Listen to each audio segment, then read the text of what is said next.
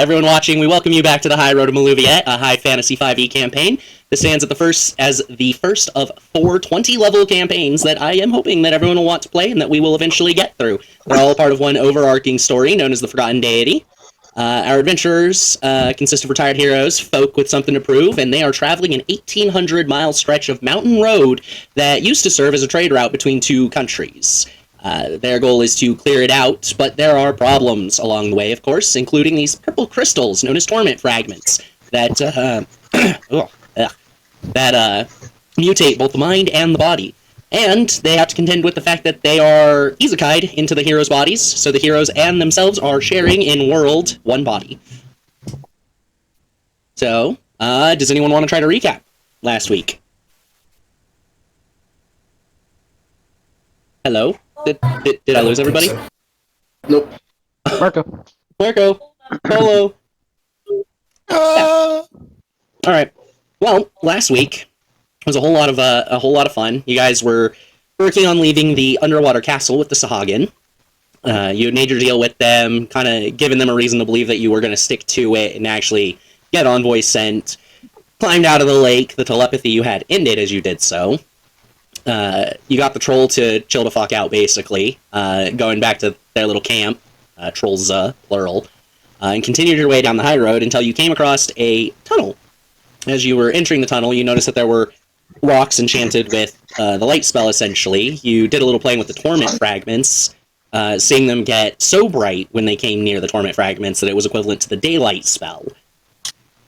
A couple of you decided to take rocks, turn them into little necklaces, and you exited back out of the cave after hearing both a roar echoing from deeper in and one of the trolls catching up to warn you about some sludge thing that's eating people in the tunnels. As you were all kind of resting and everything, Rath was out gathering firewood and the such, and noticed an old abandoned keep with an ominous aura. You all went to go explore it and found a even less intelligent than normal zombie outside just trying to, get in to the keep, to which he died multiple times and kept popping back up. As you're exploring, every room you looked into was just packed full of zombies. Your final act before we ended the session was to let the zombie from outside in, and it immediately tried to enter that first door right there next to the entrance. The map I sent in pics is a very rough layout of this dungeon. So you all came in from the south, and your little zombie guy here went into that door immediately to the left. You also checked the bottom left room and the room right above it. We didn't get a long rest before coming here, correct? Correct. Yeah, correct. And everyone got themselves up to level 6, correct? Yep. Yes. Cool. Yeah, Jess, did we? Yeah. Yeah, I updated yours, I updated Twilight's, and I updated Tempest's. I got all 3 of yours done for sure. I know I made sure, what you were taking a level in and the hit points, I verified that for Nick and Rath because of our little scrolling bar off to the side. I figured out how I wanted to show the stats on screen, and I got those updated properly. The last one I had up was level 4. I forgot to update them for a whole level. Oof. I take it back, I shouldn't pay since you kept forgetting. Oh, shush. You know you love me. Every day. Yep. So, what y'all doing now? I'm gonna use my new spell and erupt the earth. Okay. You're gonna try to collapse a part of the keep while you're inside of it? That's dangerous. I was thinking kind of go by the door and do it. Everyone step outside and just try to collapse a part? I can. Nick reminds you that this discussion was had just a few minutes ago about how that might just unleash a bunch of zombies that are currently trapped, making this far more dangerous than it currently is. Hey, I don't think we'd be doing that. Practice!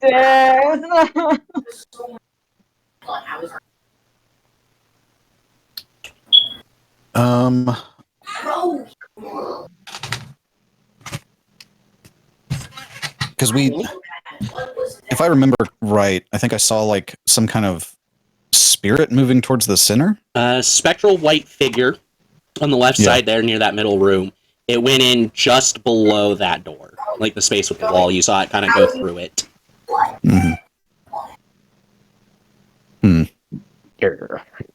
You know what I could actually do? I can turn into like something really tiny and go in through the keyhole of one of the doors and just kind of see where everything is. Like, what's at the end of the door or the hallway. So you've done that a little bit with the room on the left there in the center.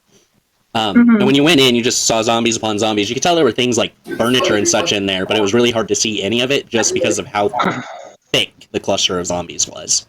Right. Of course, But again, the only ones you've ever been in is that lower L in the lower left. Okay, so I didn't explore the other door?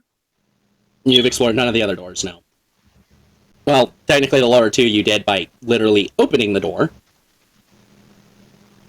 Okay. Yeah, because both of those rooms are filled with zombies. Yep. And we don't want that. No, we do not. I feel like we should check all the doors just to see if all of them are filled with zombies. There's got to be one door that's not, right? Right? Wrong. Right. I'll do it now. Pius says with no robotic voice. Where's our Tin Man? He's here. What happened? You have a sore throat? He's speaking to you all telepathically because he can do that now. That is true. You can just telepathically speak now. How about we flavor it like this? Deuce talks to you all when he's speaking telepathically. It's not Pius. Pius lets Deuce talk to you all telepathically. Hey, sup? What a mind trip. Sup, pussies? No. Yeah. So I think... I don't know. I feel like we should just check all the doors. All right, I'll do it. Where did the pic of it get posted? Maps, Highroad maps. You got ghosted? I knew it. Goose did. Okay, and we're on the bottom end? Yeah. Currently, you're down in like the center of the bottom hallway. Okay, so I'm going to door number... You can go top right, like you're reading 1, 2, 3, 4, 5, 6, 7, 8, 9. I'm gonna go northwest. Number 1. Sure. Is number 9 already been checked? No. No. Sorry, just because I want to make sure you understand. The very top left is 1, next to it's 2, then 3, go to the second row, 4, 5, Okay. 6, All bottom right. row, 7, 8, 9. Yeah, I'll go to 2 then. You'll go to 2? What the hell? Splitting the party. We love doing that. When have we not done that? I don't see any numbers on this map. That's why I told you how they're numbered. Okay. There's no numbers, but I told you how it's numbered. Yeah, Oh, okay. I figured that was kind of a very simple thing to tell you numbers on that one. I just found the map, so like I'm trying to catch up on this. Okay. Yeah. I'll let Twilight go, and then I'm gonna search a specific door. Okay. So, we have Twilight going to 2. Who said they were going to 9? Captain Flowers? I'll check number 9. Aye. Rath, what are you going to do?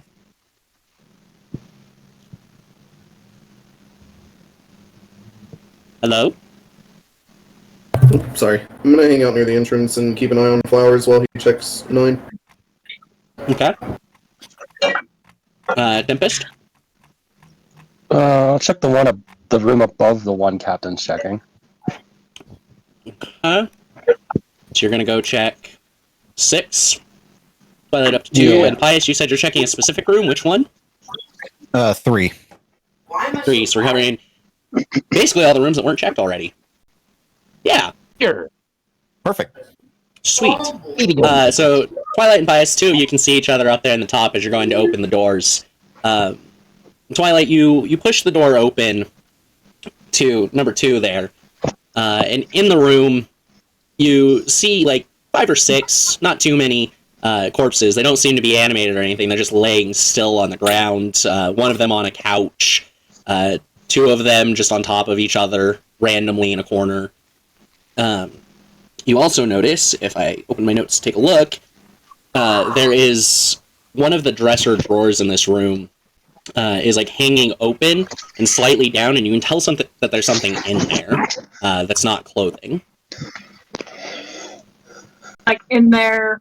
In the room. Oh, I'm gonna do detect magic. So you did that earlier, and literally just the whole place is throwing necromancy at you. Oh yeah, that's right.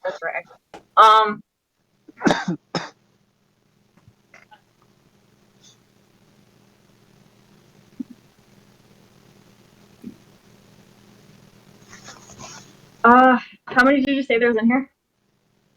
You see 5 bodies. I'm gonna go check number 1. So after you look in 2, you're going to move over to 1? Yeah, I'm gonna go number 1. Alright, so Pius, as you're opening the door, because you're opening to 3 at the same time she's opening 2, you push it open. You can hear the sounds of shuffling before you actually do. But when you take a peek in, there only seems to be 6 or 7. You can't quite tell with how they're shambling and bouncing off of each other. But you notice a white spectral figure going through the wall towards the south. At this moment. So towards 6. Yes, towards 6. Okay. And the room has a bed in it, a couch, dresser, a lot like what I described with Twilight's room, except one of the couches is overturned, and you can see a glint of some type of metal in the underbottom of that couch. Ooh, It's a mess. that is tempting. Metal. I haven't eaten metal for a while. Oh, he hungers. He hungers for the flesh of his people, you cannibal. Pius, the forge of flesh, hungers for iron. Now, you did know that Tempest is going into 6 at this same moment, as you saw the spirit starting to go that way. Let me make sure I don't have to see someone to speak. I think you just have to be in range and aware of it. Nah, I have to see them. You have to see them. Hey. Shit. Uh-oh. Okay, I'm gonna look around the corner and see if Tempest has... So is every square 5 feet? Yes, every square is 5 feet. Each of these rooms is 20 by 20, and the hallway is about 5 feet. Shit. I'm gonna walk a little bit down the hallway if she's still there, if I can still see her. Okay. So, over to Tempest, as you're opening the door to 6. In this room, you start to push the door open, and the room seems to be empty of any type of living or previously living creature. It's just furniture in this room that you can see. There's no dressers in it, but there are a couple of tables with worn wooden chairs around them, and you can see like scrap cards, like playing cards that have just probably deteriorated beyond the ability to use them, sitting on those. And as you're first taking this glance through, you start to see the form of a spectral man coming through the wall to the north. And Pius, this is about the time you look around and you can see Tempest is like just stepped into the room. You catch the tail end of her coat as she moves in. Fuck. How do you react, Tempest, to seeing a spectral male figure coming through? Hey, I got a question. I try to, I lunge in front of him to try to see if this stops. Roll a charisma save. A charisma? I was not prepared for a charisma. Oh god. I can work with it, but was not prepared. Wow. Solid. Beautiful. I don't have Discord open on a single device other than the computer. Well, it's a natural 20 plus 6. Hell yeah. Yeah, baby. All right. I'm too With a adorably 26, menacing. Yeah. With a 26, you are well aware, because you kind of jumped in front of it, and it just kept moving through into your space. And you could feel it kind of almost like a cloak over your soul as it started to kind of take grip of it, clearly trying to possess you. And you focus and you manage to shrug it off, and it pushes the ghost behind you, continuing the direction it was already going. But it does not stop after failing to possess you, and continues heading down south. Which leaves us with Captain Flowers there in checking room 9. So this is rewound just a little bit here, of course. As you open the door here, you do notice that this room is also filled with zombies the way those other rooms had been previously. Just wall to wall. Mm-hmm. You say wall to wall, do you? Yes, wall to wall. Wall to wall. How many are generally in like a 5-foot space? So, normally combat-wise, you only get one creature per 5-foot space, but they are packed in there, bouncing off each other, almost 2 to a space, roughly. Now, there are some spaces where it's a little bit more open, like where a couch is, and there's just like one standing on top of it. There's a dresser blocking one of the spaces. So, you figure less than 40, more than 20. If there was a fire, perhaps create bonfire, would that start something? Oh, there it is. Let me double check. Create bonfire specifically. I think they're immune to fire. Ah, yes, Undead. Infamous for being weak to fire. These ones are immune. That sounds like something I would do to you guys. Yes, thank What you. about ice? Create a bonfire on the ground that you can see within range until the spell ends. Fills a 5-foot cube. Any creature in the bonfire must succeed on a dex save or take fire damage. It says nothing about igniting things, which means this one does not. Create bonfire does not ignite objects that are flammable. Oh, okay. What about ice? Ice, baby. I mean, from what you know, who knows? And it's about 25 by 25, right? 20 by 20. 20 by 20. I'll just do Tasha's Caustic Brew and then just close the door. Alright, what's normal damage on Caustic Brew? It looks like it's 44. And we do that. We have 7 damage. Sorry, I was finishing up chewing. Don't worry about rolling the damage on that, you already did, but... Yeah. No, like, with how tightly packed, that none of them in that particular line are dodging. And you can see pretty quickly as the flesh starts to melt from the zombies it did hit in this line. A couple of them pretty quickly succumbing and dropping to the ground. But you close the door so quickly, you really can't see the full after effects of it. Do any of them try pounding on the door? No, none that you hear are pounding on the door. But you do think you hear a ghastly moan coming from the room after just a few seconds. And this is where it lines back up to the rest of everybody.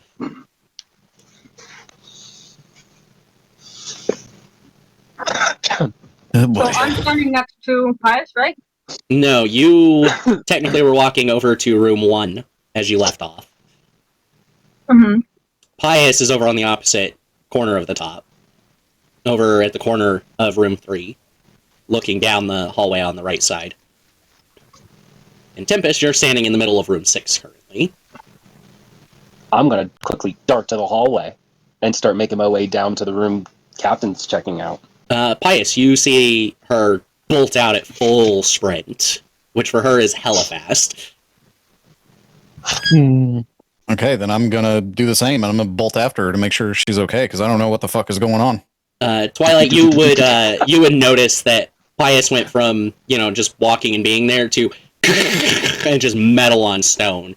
You can hear him running back down towards the front. If there's carpet, it is fucking pulled up. His metal sneakers fucking stuck in. Pious Prince.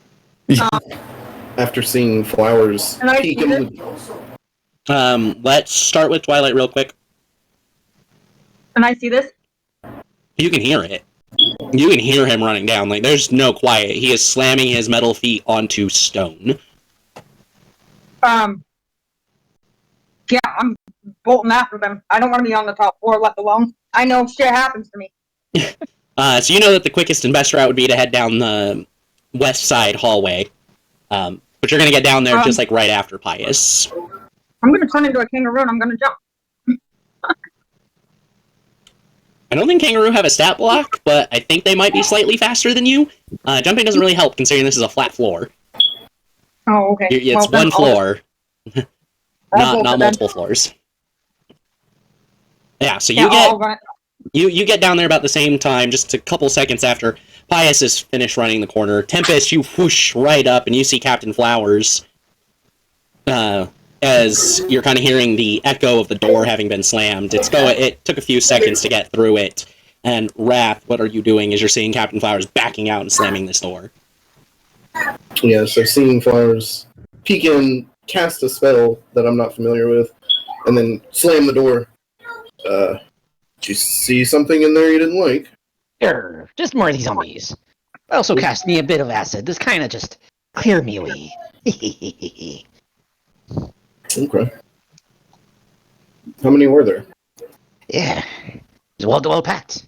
I don't know. I didn't quite get a good glance at him.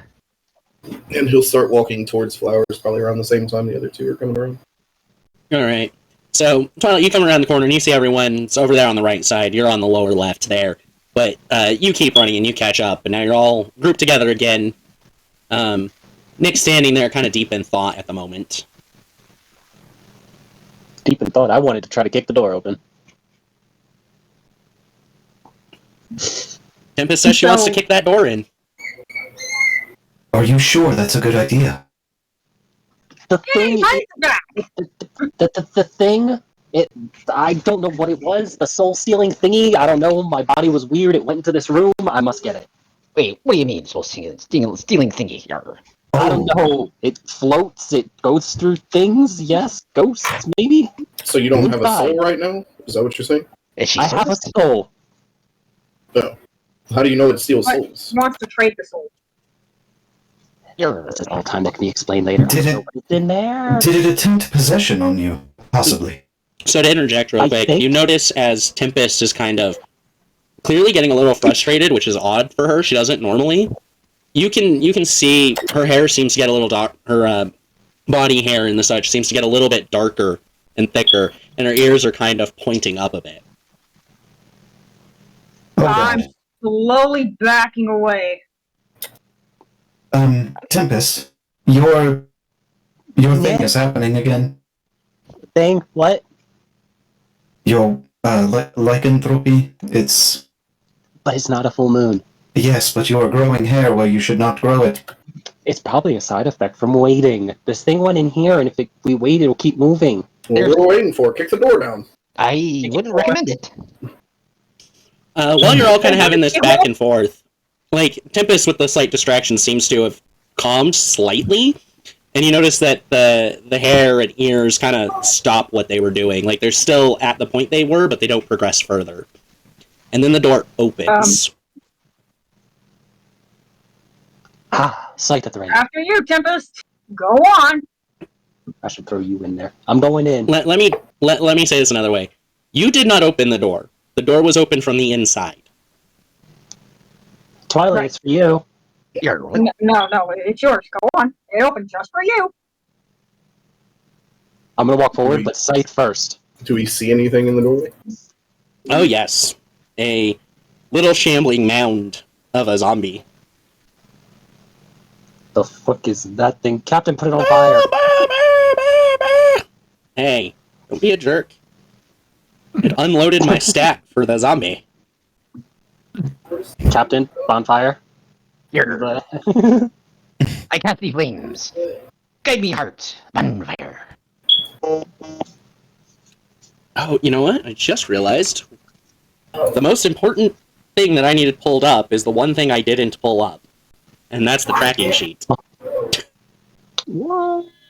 What? I was only 90% prepared today. What? So, attacker wins on the zombie's attempt to hit you with a flailing arm, and you take 4 damage, Tempest. It's also on fire. Yes, at the same time you are starting the bonfire in the space it is in For 15 damage. for 15 damage. So it manages to slam you, and then the body just kind of burns away toward the ground, mostly ash. Other zombies still filtering towards the now fully open door. But as the body crumbles in ash, standing in its place is the spectral white form of a man. Hey, we're talking. No fighting, talking. This is not how we do it. It is backing away towards one of the zombie bodies behind it. I'm gonna cast. Can I see it? Or am I? So it's a bit too much of a cram for all of you to be right there. Twilight, you unfortunately are the one like out on the outer edge. Nick is as well. So you can't. You see its arm come out, and then you see the bonfire go up, but you can't see into the room where it's backing away.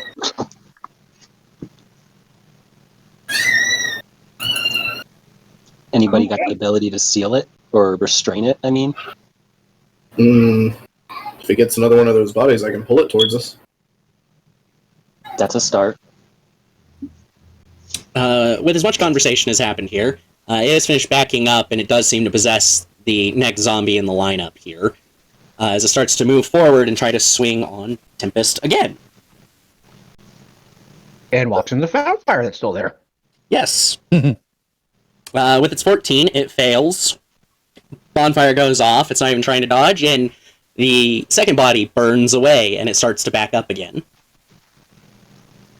I don't think it's learning.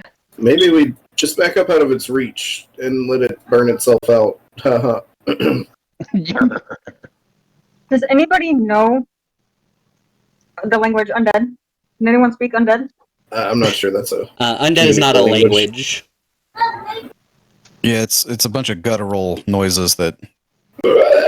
Yeah. Nick adds that they either just make sound incoherently, or they speak whatever languages they knew before they died. Because with that being said, that thing can possess things, so the zombies aren't really possessed. So here's what I'm thinking: we have thousands of zombies in each door. Why don't we open up this door, open up all of the doors, and then kind of let them all fight together? Absolutely not. No. Don't let That is possibly the worst idea I've heard in the past 24 hours. Please, let's not. Oh, come on, guys. Does anyone have the ability to resurrect a dead body that's a zombie? Wait, what if I Nick just might. try and talk to it with my telepathy? You can make that That's an attempt. option. So as you're saying Yeah. this, though, you notice the ashes in this bonfire start to rise up and reform into a body, only to immediately ignite again and let out a cry, a shriek, as it turns to ash again. Only seconds Yeah, later, that's not another good. body, probably the other zombie, burned away, and it does the same. Yeah, we're fine. They can't cross the line. We're okay. I'm not letting it. You have lost track of the spirit, though. Just keep your eyes peeled. Wait, how do the spirit? Nick does speak up and mention that they pretty much wouldn't be rising unless there is some type of great thing undone in life that all of them were a part of, or there is a necromancer here that continuously is raising these dead creatures. Hey, have you checked all the rooms? Not yet. Or did we? I don't know. I've been here. All of you have checked the outside ones collectively. None of you noticed any type of doorways or anything. You also didn't notice any type of person that wasn't a zombie or a spirit. Can I go back to room 6? Yes. Is anyone following her as she seems to get a hunch and move back towards room 6? I'm staying here at door 9. Gotta get this. I'll follow room. her. Okay. I'll get this Just room under walking control. along. I'm going to turn and back keep to door one. eyes. Yeah. that way. Rath, you're going to keep eyes on basically both directions Like- over in the corner? Yeah, more or less. Okay. Just see if any of the doors none of us are at are currently being used, maybe. Just watch them. Alright, Nick's going to go cover the lower left corner the same way. How about you, Twilight? I was gonna go back to the one with the dresser, and there was like 5 things there. Yep, the one that had like five bodies and the dresser slightly ajar. Alright, it's going to take you a little bit longer to get up there. Tempest, are you just heading straight into the room 6? I'm gonna stand at the doorway and wait for Pius. He's right behind you. Perfect. Pius. I need you Yes. to run straight at the wall and try to put a hole in it. You know, I am surprised I have not thought of this. Exactly. You got this, champ. Smash. Pious smash. All right. Okay. I'm usually good at doors, opening doors this way, but walls are a new thing for me. You Hold did up, notice Echo, that when you can pushed on the wall earlier, you weren't even putting that much force into it, and it was starting to move and crumble. Okay. So you figure it won't be too hard to knock the wall down. Yeah, I'll kick it first before I run straight in. Tempest, were you meaning the wall inside the room or like next to the door? Which wall were you? Inside, straight on. Okay. So yeah, Pius, she One. pointed out through the open door, the wall there in like the center. But go ahead and roll an unarmed strike for me. Basically, strength with All right. proficiency. You know, you guys were more generous than what I was thinking. I was thinking of pushing Pius from behind with my speed. Freight train. I am a human being. I am not a battering ram. You get to experience what it's like at my velocity. He says plus strength plus proficiency. He said? Yes. Yes. Is that like a pinto bean?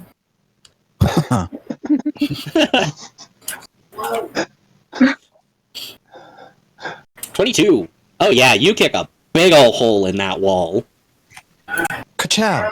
Ka-chow! And as you do, and the bricks are starting to crumble, you do notice that the wall was set on a form of like rail system, and you just knocked the wall, the secret door, off of its rails. Oh, there you go. Just like that. Good job. Easy peasy. So as you kind of like turn around and like thumbs up and yay to Tempest, you don't turn completely away, and you notice out of the corner of your eye that two spectral figures are coming in through the walls from the west and the north. The center room is barren except for a pretty average spiral staircase heading up. Well, I think I've found our next destination. I found our next destination. The spirits are heading Oh, towards you now, help. Pius. Oh, hello, spirits. Do you have names? They do Very not rude. speak, and they are still heading towards you. They're not exactly like rushing you, but they are moving steadily Blast. closer. Eldritch Blast! Just blast him. One beam for each of these motherfuckers. Alright, roll to hit. Everyone will hear that, right? If Pius decides to shout the verbal component. Yep. Do you have anything specific you want to do for the verbal component? Especially since warlocks tend to be very unique to the patron situation. Here we go. I got it. Ka-chow. Ka-chow?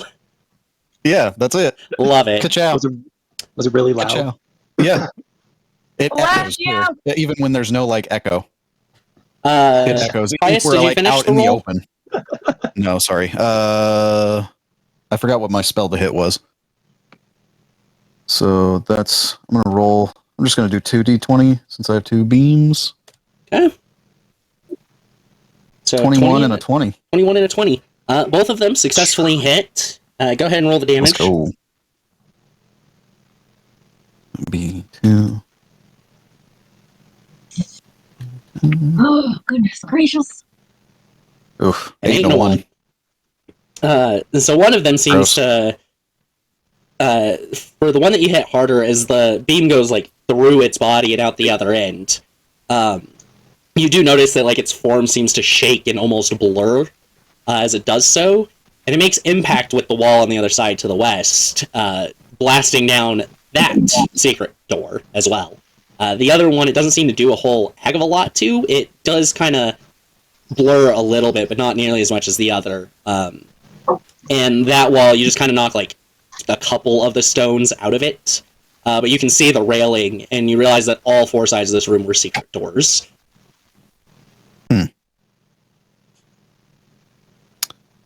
And they're still coming towards me, I assume. Yes. This time just a little bit faster. Oh, yeah. Has everyone heard this by Yes. now? And everyone else, you heard ka-chow! And then a wall being blasted down. What has the Tin Man gotten himself into now? And Twilight, you hear this Um, as you get to the door up there at room 2. I just yelled down, "Cause down tight!" I'm gonna try and reconvene with the group. All right, so you're Depending on backing how away. fast these. Yeah. They're moving at you slower than 30. Okay. Tempest, how about you as you see Pius backtracking, going through the door, clearly heading back to everyone else? Are they still? Are they shifting their focus to me at all?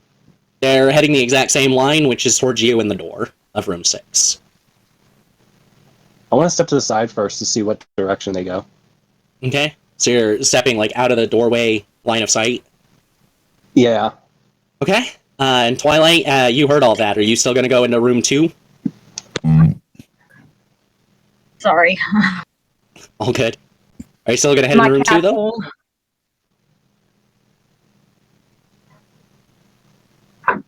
Me? Yes, you. Are you still going into room Yeah. 2, or are you going to go figure out why the hell they're I'm going screaming? into room 2. Okay. And your plan is to check the dresser, then? Just to kind of scope out where the spirit would have maybe went, and since there's corpse there, I would think that it would be more like an easy target to possess, since they're just there. As soon as you open the door, So- you notice the corpses are still unanimated, and you don't see the spirit in this room.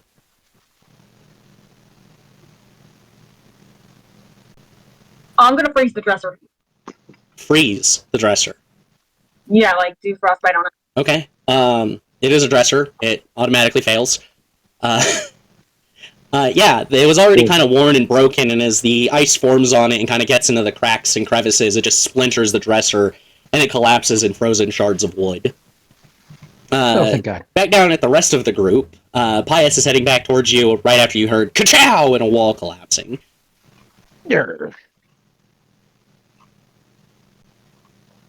We have a slight problem. What kind of slight problem? I have angered two ghostly figures. What do you mean, angered? I shot them. Ah, yeah, of course you did. Okay. Well, I mean, what are you supposed to do when two of them are coming straight at you? I panicked. Yeah, panic. That tracks. I can understand that, lad. Aye. I mean, my God, I've just gotten this new spell. It was fun to use. Did you hear my catchphrase? I did. Do you like it? I do. Awesome. It's great. Ka-chow. It's great. I love Ka-chow. it. It's so much fun. Yeah. Anyway, so yeah, the problem. I don't know what to do now. Do you have Banish Undead? No, but Nick might. I don't think Nick has Where is he? anything like that prepared. Nick is over at the other corner, though, on the lower side. You all are on the southeast, and they are over on the southwest corner. Hmm. Tempest, you're still standing there as they're having this conversation. You're watching them, and you're right next to the door waiting to see if they come through at all. And they just don't. They definitely should have made it to the door by now. I'll look again. You don't see them in there. Pius, it's clear. And then I Are you positive? Yes. Oh, okay. Are you sure? Back over to Twilight real quick. Twilight, you have destroyed this dresser with ice. What do you do next? Was there anything in it? Maybe. The whole thing just collapsed in frozen chunks of wood. They're all it's just one big pile of wrecked wood now. If there's anything in it, it's in all the rubble. Okay. The corpses. Can I I want to do investigation to see if there's any gold on them, or see if there's any identification, stuff like that. Okay, roll an investigation check, and we'll go back over to the other side, 'cause it's going to be a bit before you finish your investigation. So just go ahead and roll it, and we'll get back to you. All right. Alright, Tempest is saying that the room is clear up there. Sounds like you didn't anger them too much then. Yes, but don't forget that they can phase through walls. And what are they gonna do? Try to bring, get the Tin Man? You'd be fine. If they tried to possess Tempest, what if they possess me? I could kill all of you. I'm pretty sure we've already had this conversation. That's not happening. Okay. If you say so. I'm also sitting on the bottom stairs waiting for everyone to show up. There's no And if they try stairs. to do anything to me, they have another thing coming. You'll be fine. Okay. I'm just a little nervous around all of this necromancy. It gives me conniptions. It gives you conniptions. I hear that. It'll be fine. We'll go kick this thing's ass and we'll be great. You notice that door for Okay. number 8 opens. You hear it, not so much see it, but you hear the door to 8 opening as a Hey, that's- zombie starts to shamble out of it. I wouldn't see it. You don't see the door because it opens inward. But you hear the Okay, door so I open just and see see the the zombie zombie. shuffle. Yeah.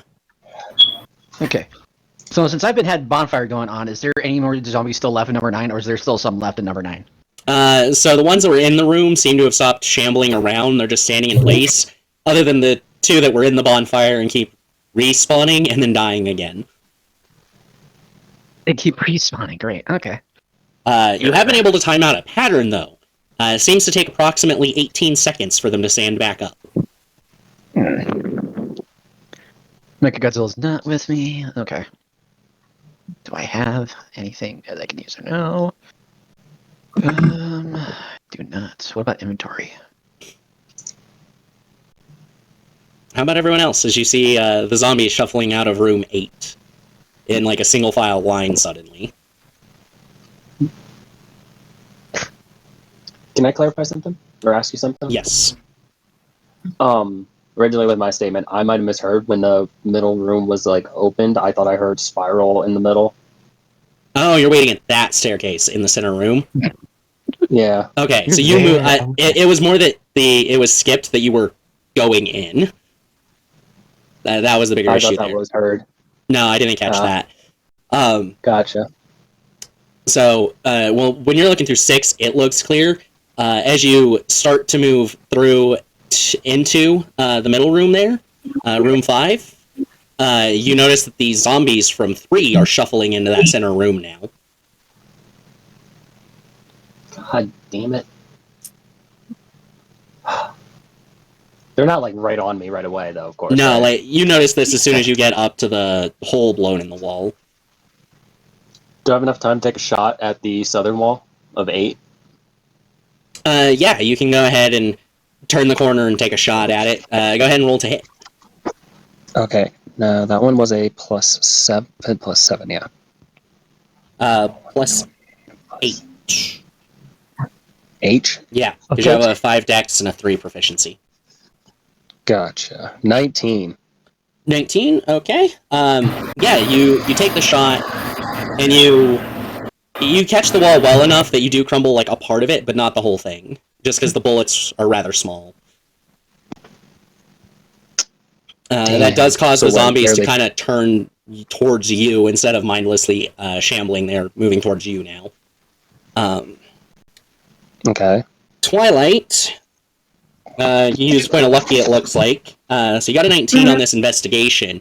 As you're kind of looking over the bodies and checking them, you do notice that a couple of them, they're wearing armor. And it does seem to be enchanted. There is a spear to the side of one of them as well that seems to be enchanted. But you need to make a charisma save now. Because in your investigation of the bodies, one of these spirits has come up from behind you.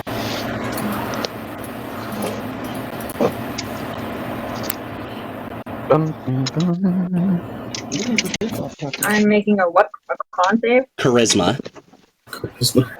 There are multiple zombies coming out of 8 now, heading my way. Yes, they seem to be coming out in a single file line. And the zombie at the front seems to be a lot less shambly than the rest. There. I'll wait until they get probably within about 10 feet of me. Okay. Another Twilight, 6. you got a 6. Did you want to use a second point of luck here, or do you think that's okay overall? I could. Yeah. Then isn't this making me out of lucky though? Thieves Tools, I do. Yeah, you only have 3 luckies, and you've used 1 already. So, use a second. Got 22 there. As you feel the ghost, almost like a cloak over your soul, and you manage to push it back. You don't really have time to pick it up as you notice that the ghost isn't moving away. It looks like it's preparing to try taking your body again. Can I steal the armor? Can I take the spear and the armor? It is going to take a while to take the armor off of the body. It's wearing it. You can pick up the spear real quick, though. Yeah, I'll take the spear, and then I'll just Try to book it past the spirit. No, you know what? I'm gonna take the spear, but I'm going to use frostbite on it. Okay. Not the spirit, the spirit. I that's what I figured. Okay. It fails. Go ahead and roll your damage. Damage. Okay, let's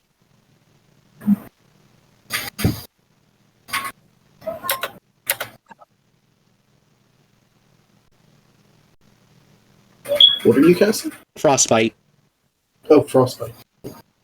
So do I need to roll to see the hits, or do I just Roll damage. Look at frostbite on the sheet and find the damage. Okay. So it's 2d6? All right.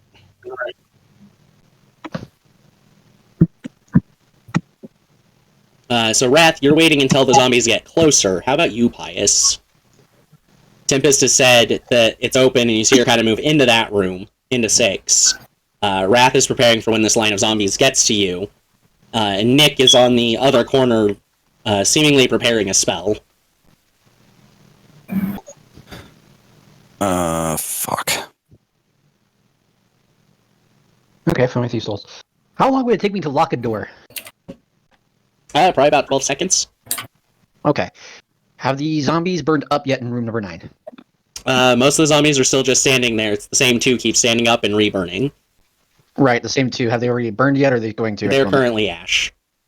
Okay, cool. I am going to dispel that, and I'm going to attempt to lock the door with my Thieves Tools. I'm going to slam it and then try to lock it. Do you have proficiency with Thieves' Tools?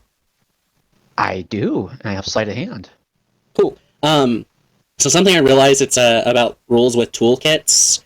They're their own proficiency. Like it's not a proficiency on another skill. Toolkits are essentially just additional skills. It's freaking weird. The book wrote it really odd in the rules.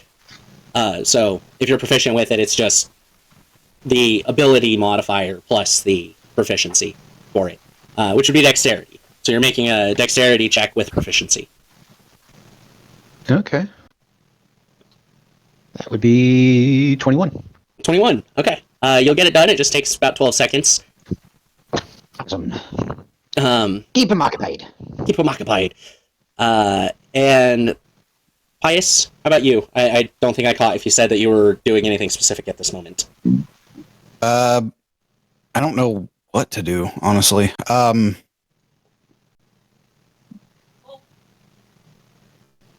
gonna go back up Nick. So you're going to have to go through the line of zombies. They're coming out of 8 That's fine. towards the east with you. Okay? That's fine. I'm a walking train. All right. a walking train wreck? Ha ha ha. Say that again and I'll rip you in half. All right. Up Not at Twilight, you hit it with the frostbite, and you see as the ice is doing what it's doing, you see steam rising from the spirit. I'm gonna do it again. Before that, roll a charisma save as it tries to take your body again. It's got disadvantage.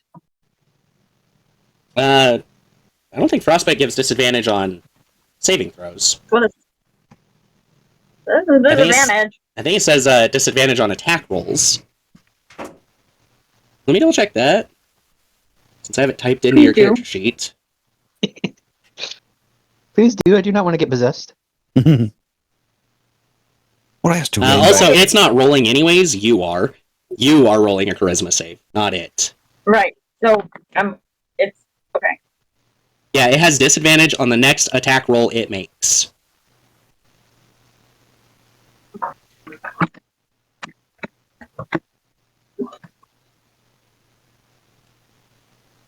All right, are you using your last point of lucky or letting it roll? Yeah, I'll use it. Natural 1. No, natural 2, though. Pretty darn close. So the better Okay, roll's a 10. 10 as you feel your body being possessed. You lose all control of your character for the moment. Oh, fuck. But you are aware of everything happening as your body being piloted by the spirit bolts through the door and begins making its way to the east to head down towards everybody.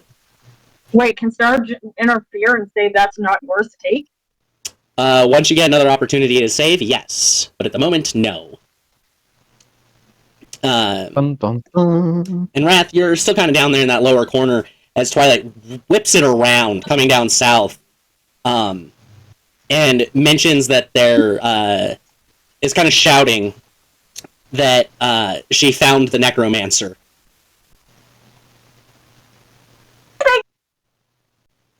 Just to make sure I understand correctly, I'm at the southeast corner, correct? Yes, and she came whipping around the northeast corner and shouting down towards you that she found the necromancer. Good. Who is it? I don't know his name. I just found him. We'll get the others. Hey! And I shout down the hall towards Nick. We found something! No, Pius, wait, that's right. I don't have any control of my character. That's Yep. all on you, Jess, right? Yep, you are an NPC currently. Be nice. Be nice. Pius, this is about the time you're coming head-to-head with the front-of-the-line zombie, though. Who is only going to hit you on an at 20, basically. Okay. It only has a +3 to hit. I got a 17, so it goes to try swinging at you and kind of misses. But you need to make a strength check to shove it out of the way. No problemo. So it starts at 10 to push the front one, 15 to push the second one in the line, 20 to push the third, and 25 pushes all 4 of them in the hallway out of the way. Well, there you go. You got a 26. Motherfucker. You managed to just barrel your way past all 4 of them and get over to where Nick is, as Rath is shouting that you found something. And all of you could hear Twilight yelling. It's not like it's that big of an area that she found the necromancer. Tempest, you've taken the shot and you're kind of backing away from that wall, and you can hear Twilight shouting that she found the necromancer.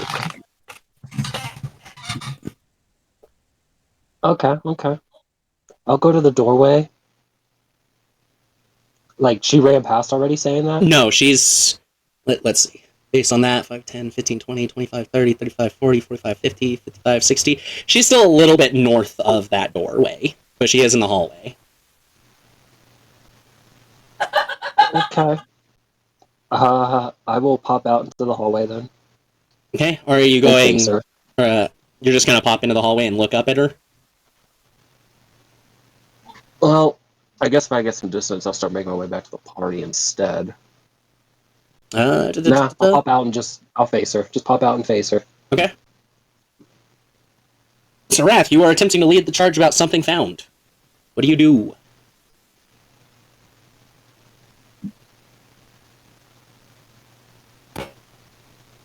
Whoop, did we lose Rath? Nope. Sorry. I'm kind of just chilling in the hallway waiting for everyone to gather. If we found it, we should face it together. There are still other than that, zombies I'm trying to move towards you at the moment. That's fine. If they get close enough for melee, then I'll attack one. But other than that, I'm kind of just keeping an eye on them. I'm waiting for our group. Pius, you're over there by Nick on the opposite side. A couple of the zombies have shambled out of 8, and now they're going down both sides of the hallway towards you all. And you know that Twilight was shouting about finding the necromancer up to the north side of the building. Come on, Nick. Let's go. We need to get rid of this person or thing that's causing all of this. You're right. And he runs towards the group. All right. Go ahead and roll another strength check. Same thing basically as last time. Because the 4 you knocked over, like, half as difficult to knock down, but you got 2 whole ones. You managed to just push past the front one, and the second one is going to try taking a swing at you since you don't successfully knock it down. With a resounding fail, it just kind of lethargically slaps you to no real effect. Ouch. Captain Flowers, you are just finishing picking this door with this moment, so no additional action for you at the moment. Twilight, roll another charisma save. Sure. 'Cause unless I'm misunderstanding ghosts or misremembering, you get to try every turn. Oh no, you don't. That's what? Holy shit. 666? Oh god, another 6. Well, I was wrong anyways. It only ends if your hit points drop to 0, the ghost chooses to end it, or it's forced out by some effect.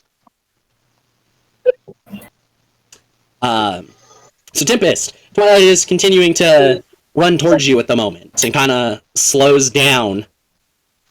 It's like, so are we gonna head up, or are we just, why are we waiting? I'll step to the side and let her continue on and follow.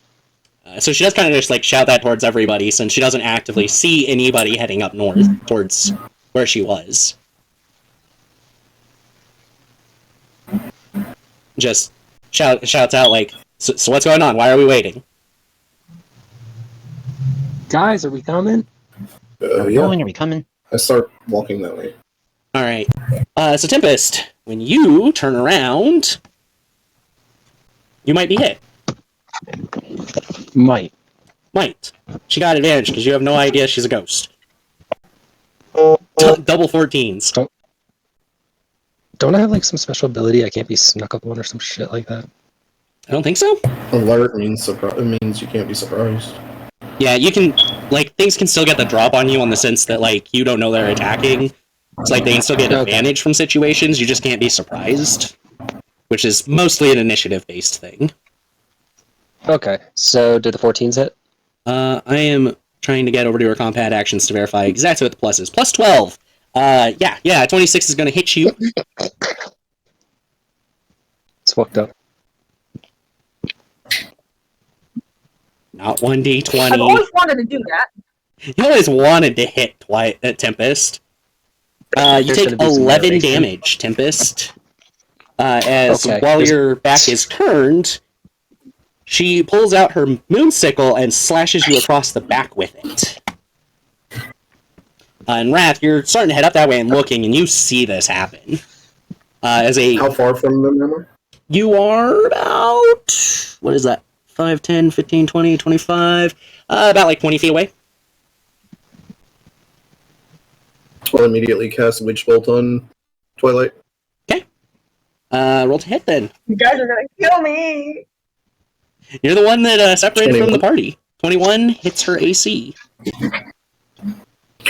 That is 9 points of lightning damage as I reach forward with my hand and just shoot out this bolt of electricity that catches you in the back and doesn't leave. We are now tethered with this bolt of electricity as you take 9 points of lightning damage.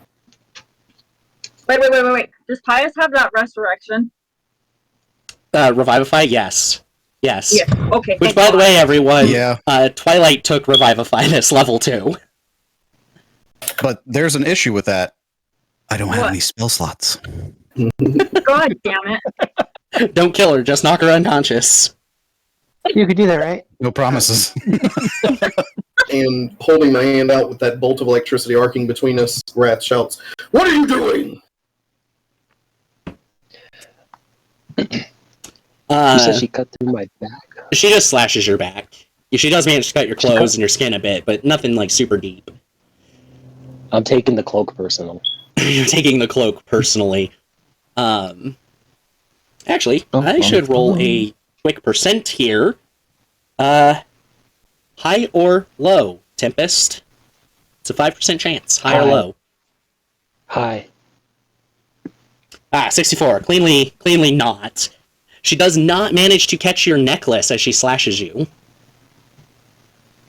That remains on your person. It does not get cut. You should have done low. And Rath, as you shout at her, you see her eyes kind of glow white, and the spirit actually leaves her body. And having just gotten back control of your body, Twilight, you drop to your knees. You can't quite catch yourself as the spirit leaves, and then heads through the wall into 6. And heads to the wall in the where? Heads to the room 6 wall. Starts heading towards the west, because you're currently right outside the door of room 6. Rath giving you your answer that it was the ghost, not her. I drop Witch Bolt.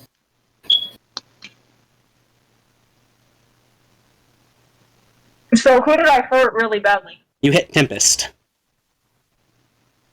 I'm gonna do Cure Wounds on her. We will come back to that. Over in the lower left, or more like just the bottom, the south, Pius, you still have a zombie in front of you that you need to shove through, as the other ones are now standing back up as well.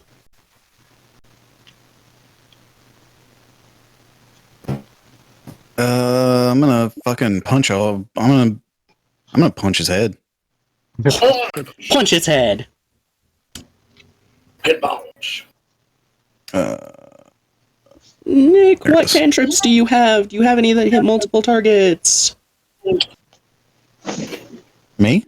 No, I'm looking at Nick. Oh. Just from the cantrips from before, since that didn't really change much for them. Nat 1. Amazing. And that is the only reason that it misses. Just because it's an obvious miss. That being said, just a reminder about plot points. They can be used basically like inspiration. They can also be used to just change the scene and such. Just reminding you guys that we're doing that since this is only the second session of it. Should have reminded you guys earlier, but I didn't think about it. I don't want to change the scene. Scene has not been changed. Firebolt. Does Does Firebolt that just go get for like struck? our rolls too? Can we do a Yeah, point of Fireball inspiration? Bolt's fine. Yeah, you can use a plot point as if it were inspiration. So that actually counts for our rolls too? Yes. You I use a didn't point know and then it's that. gone. But it can be used as if it's inspiration, or you can do something to the scene. So if I got a 6, I can re-roll that as a point of inspiration. Yeah, as long as you call it before you are told the results. The exception being nat 1s. Like, obviously you know the result, but I'm not going to take away the chance to use a plot point just because it's automatic. Well, I have to re-roll if it's 1 anyway, but... I mean for everybody else. Like Pius just now with a nat 1. The last thing we did. Okay. Suckers!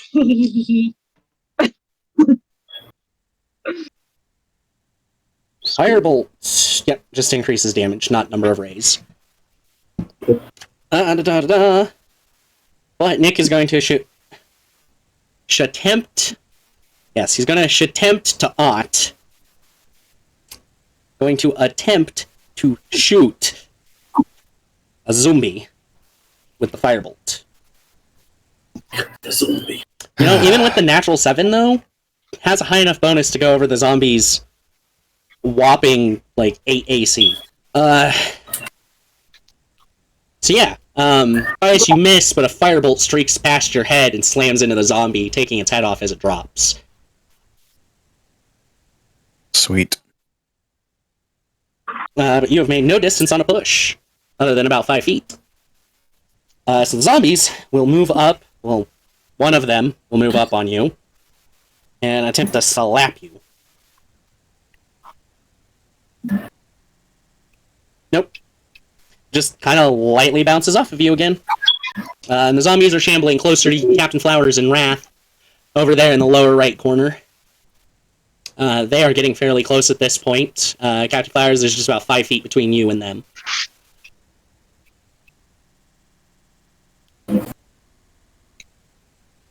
Captain? Sorry, my cat fell into the shower. What's going on? Oh my god, that needs to be a fucking quote somewhere. So we need to clip this bad. God damn it. I'm gonna That's mark fucking the amazing. time for that. Is it 1:28? This has to be a clip. Sorry, my cat fell in the shower. What's Your happening? cat fell in the shower? Yes, she fell into the shower. My wife was taking her shower. Apparently, the cat wanted to see what was going on. The cat generally does this. Her name's Serafina, by the way. Apparently, she missed, fell into the shower, and got her butt and her tail and her leg all wet. And now my wife was chasing her around with a towel. And she just wanted to tell me this. How sad! Alright, so, what's happening, Captain Flowers, is the zombies have shuffled up. They're almost to you. There's 5 feet between you and the zombie at the front. Rath has started going up the hallway over there on the east side. And Pius and Nick are trying to make it towards you guys through the zombies. Okay. I'm just gonna start attacking away. All right, you're gonna move forward towards the zombie and make an attack. Yarr. Go for it. Make an attack. Make an attack roll.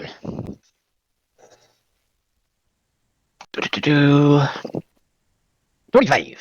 25. You hit, and you cleave off an arm, its body collapsing, leaving a white spectral figure of a woman. Aye. Is she a buxom lady? Has she got them badongadongs? We're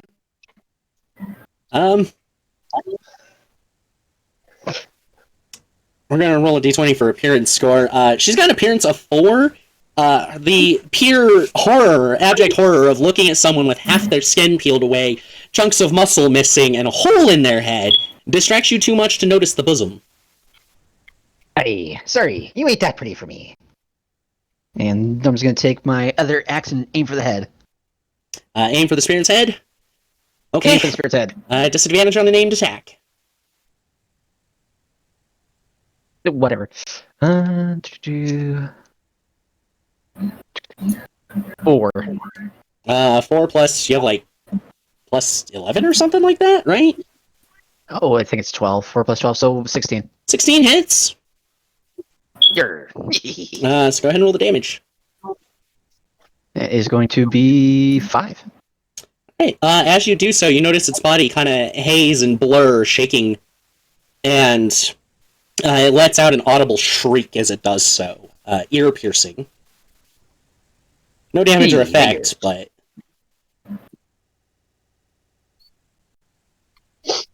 Understood. Rath, how about you? You can hear that Captain Flowers is fighting down below, and he's not rounding the corner towards you.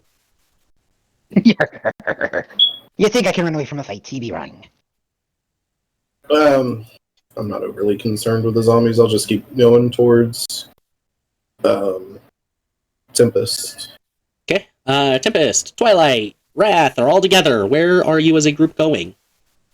I just killed Tempest. That's right. Roll your 1d8 plus 5 for how much you heal Tempest.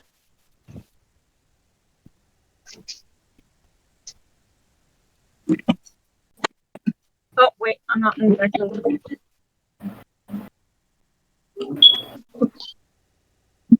One D8 plus 5.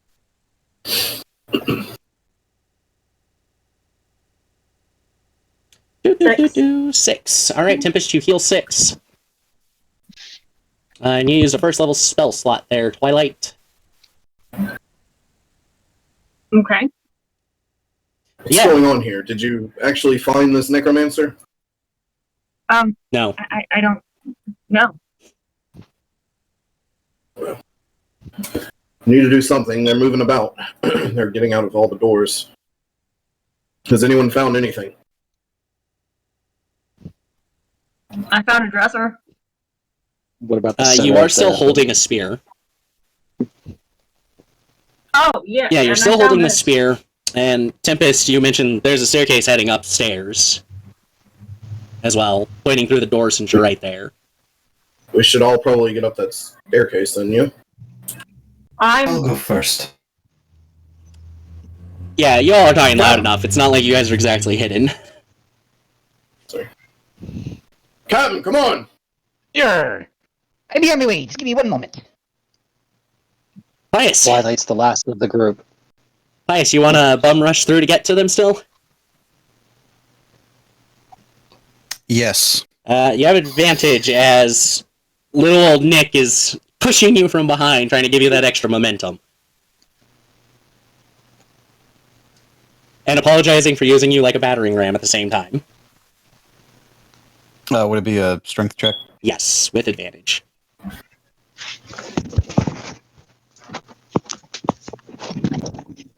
$25. 25.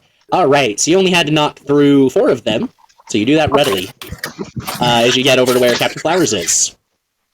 Captain Flowers, all of your prey has been knocked down. Pius and Nick just caught up to you, and Rath is shouting to come on! Are you going to hold off so you can keep up with Pius and Nick, or are you going to rush ahead? Oh, I'll keep both of them. Okay. Alright. So, Rath, Twilight, Tempest. back on you. You guys have the opportunity to just run in, or you can stand and wait. You can see that the zombies are starting to fill that center room right now. Stand back 1 second, and I will. I'm gonna get over to the armor. I'm gonna try to undo the armor. You want to go? You want to go back to room 2 in the middle of a fight to loot armor by yourself? No, I thought that's where we're going. Okay. No, you're going towards room 5 in the center. That's where the staircase is. And you're going through room 6. Yeah, I will stay where I'm at. And Rath, you're telling everyone to stand back so you can do what? How many would I guess are in here currently? So you're seeing them, like, you're still over at the door to 6, and you're seeing them over in 5. And you figure probably that entire room that was filled up, room 4, they've probably all shambled into that middle room, or at least close, so 20 plus are crammed into that little room. And the stairs are how far into it? They are in the center of the room. Okay. Have any of them spilled over into 6, or Not are yet. they all contained in 5? They're all currently contained in 5. Stay right behind me, and I will move forward, and then cast Shatter at the base of the stairs, making it more towards us, like clearing out a way, essentially, clearing out a path for us to walk through quickly. And I'll cast it at. Shatter is a 2nd level spell? Yeah, 2nd level. Alright, that'll catch the whole room. It's only a 10-foot sphere. Or is it 10 foot? 10-foot radius, which is only half of it. Oh, it is radius. Yes, it's 20 feet total across, so it's just the whole room. To which these zombies do get an attempt at a save. What's the DC? Because they got a 17 plus 18. 3. They got a 20, so half damage. Yep. Which would be 15 half, so 7. 7? Alright, that is enough that it kind of... They all vibrate, shake, like almost like an epileptic seizure from this, and they're slamming into each other, and then they just all kind of collapse in a pile. You notice that the stairwell itself isn't well fixed into the ground either, as it reverberates and shakes, letting out a loud ting of metal. Okay, and I sprint in to start moving up the stairs. Okay. Twilight, Tempest, are you right behind? Right behind. Run into electric eel. You want to turn into something that can't walk and can only swim? Okay, that's that idea. Alright, I'll just go. Okay. Alright, down below, Captain Flowers, Nick, and Pius, are y'all just rushing after, hearing this ting and reverberating from the center? Oh, time to go. So, just gonna be right behind the group. Right now. Alrighty. Nick is on foot as well, heading up that way. You do notice, as you're entering the room, all of you, hold on, that would be 5, 10, 15, 20, 30, 35, 40, 45, 50, 60. Yeah, Pius, Captain Flowers, Nick, you all kind of get to the edge of room 5, with this. And, the rest of you get up towards the top of the staircase, heading up onto that 2nd floor. And all of you, as you're first entering the room, notice that the shatter did knock a lot of rocks loose. You're not quite sure how stable the center of this building is at the moment. We do what we can. True that. I can mold earth to make it more steady. To try reshaping the bricks into something more solid? Yeah. Yeah, you can go ahead and do that. You only get like a 5-foot section, but you kind of go for the part that's the most jacked up and try putting the bricks back in line, picking up some of them that were on the ground, put it in to at least make one of the walls more stable. Do you want to do it to one of the doors that was completely knocked loose, though? No. Okay. Yeah. So the Because, rest... I mean, if we run into something down here, then we won't. Then we'll have to figure out how we're going to get out. So it's best to leave it open. Fair assessment. Yeah, so all of you kind of get up the stairs at this point. And it's just it's like a 30 by 30 room, roughly. The staircase still in the center of it. And as you get up there, You can see that there are multiple desks, a bed. Other than the walls, this room looks a lot more well kept, as if someone has been mending the furniture and such over time in here. And you see a single figure. Where did I put it? There it is. Kind of hovering at what would normally be the waist level of a desk, flipping through a book. It appears to be a fairy, except its skin is kind of peeling off and it looks a bit undead. That's morbid. You don't see that every day. And you can hear it muttering, basically, how do I undo this? How do I undo this? It seems to be hyper-fixated on this book at the moment. Excuse me, are you master of this keep? Everyone roll a dex save real quick. Oh dear. That 1 plus 5, so 6.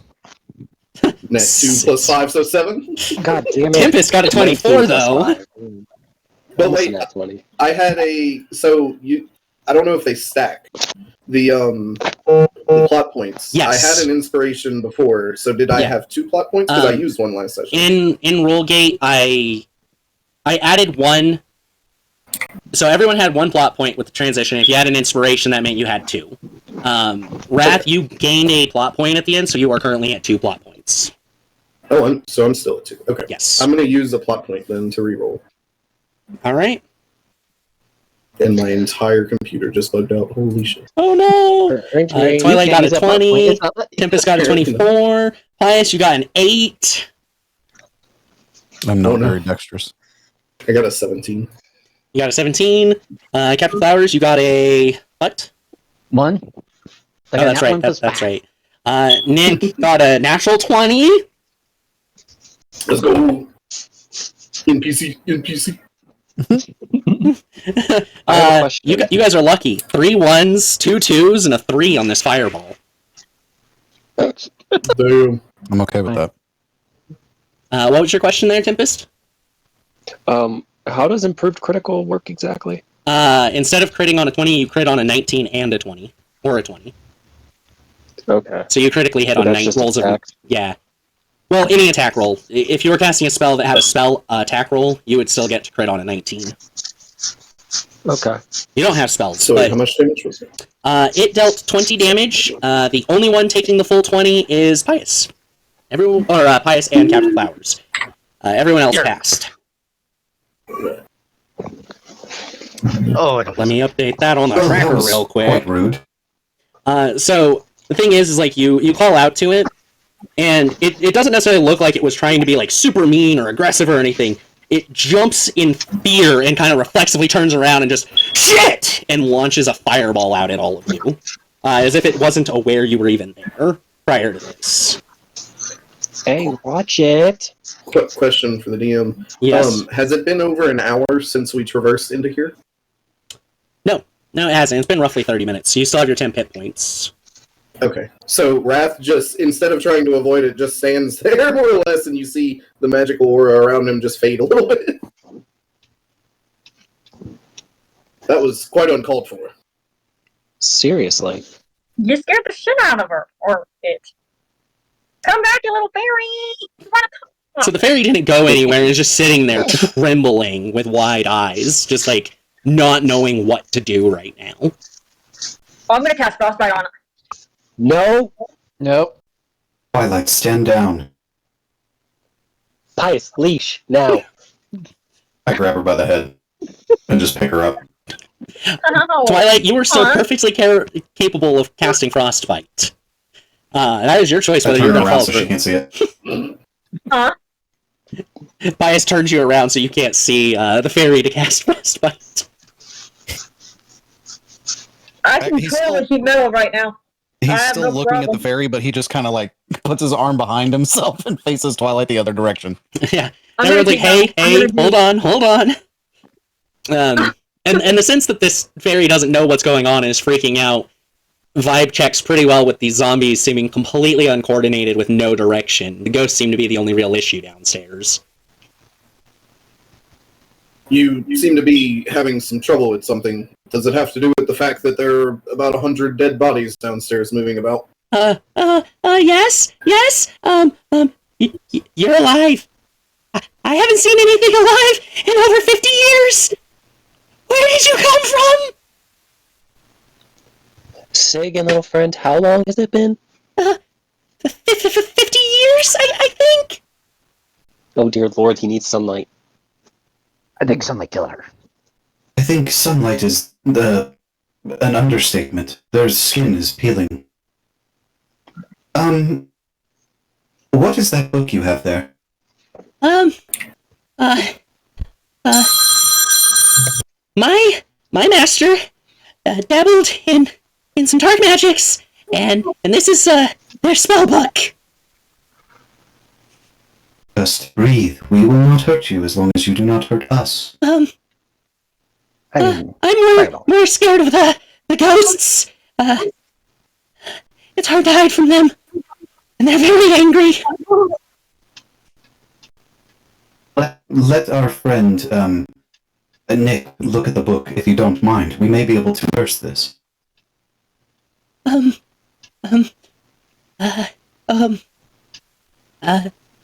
Blue Dragonborn, you're Nick. You look like a spellcaster, big and strong, right? Hmm? She points at and goes, Blue Dragonborn, you're Nick, right? You're a spellcaster. You look really strong. Like you know a thing or two about necromancy, right? No, it is not. It is not him. It is that one. And he points at Nick.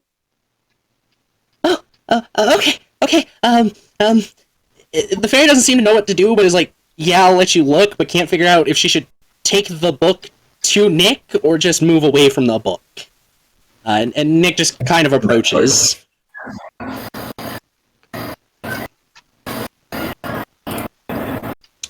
Sorry about that, I had a work call. All good. I want to approach with Nick. Okay. Rath, or Lance, just to catch you up on a little bit you missed. The fairy mistook you for Nick when Pius asked the fairy to let Nick look at the book. And everyone corrected, no, Nick. Nick's this one. Yeah, so Tempest and Nick are approaching towards the book, and the fairy kind of starts to back away at that point. What do you have to say for yourself, fairy? So the fairy's, moving to the side, and trying to get out of the way, still nervous as all can be, and you notice that the zombies have started to shamble up the staircase. does the door have a lock? There's no door for the staircase. But there is a door that heads out onto the roof, and it is currently open. Let's start by rolling some initiatives, though. Initiatives. We starting back? Yup, we're starting with some initiatives.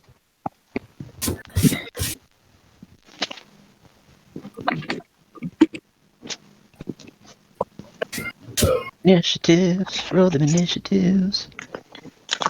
Okay, we have 9. 9? Yeah. 9! Also 9. Natural 20 for the bad guys. I don't know My if 9's that better than your 9. No. If I can learn how to Hooray! roll. Hey, Nick got an 18. Look at that. Nyeh. Meh. The knights of Nick. And we require a shrubbery. Classic. Not a strawberry! So we got a 20 total Oh, for Nick. Pius got an 11. Yeah.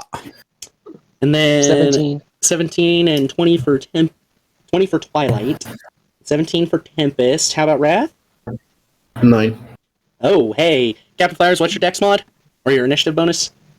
Since you got a 9 also? Is 5. Also 5. What are the exact scores? 20. Yeah, 20.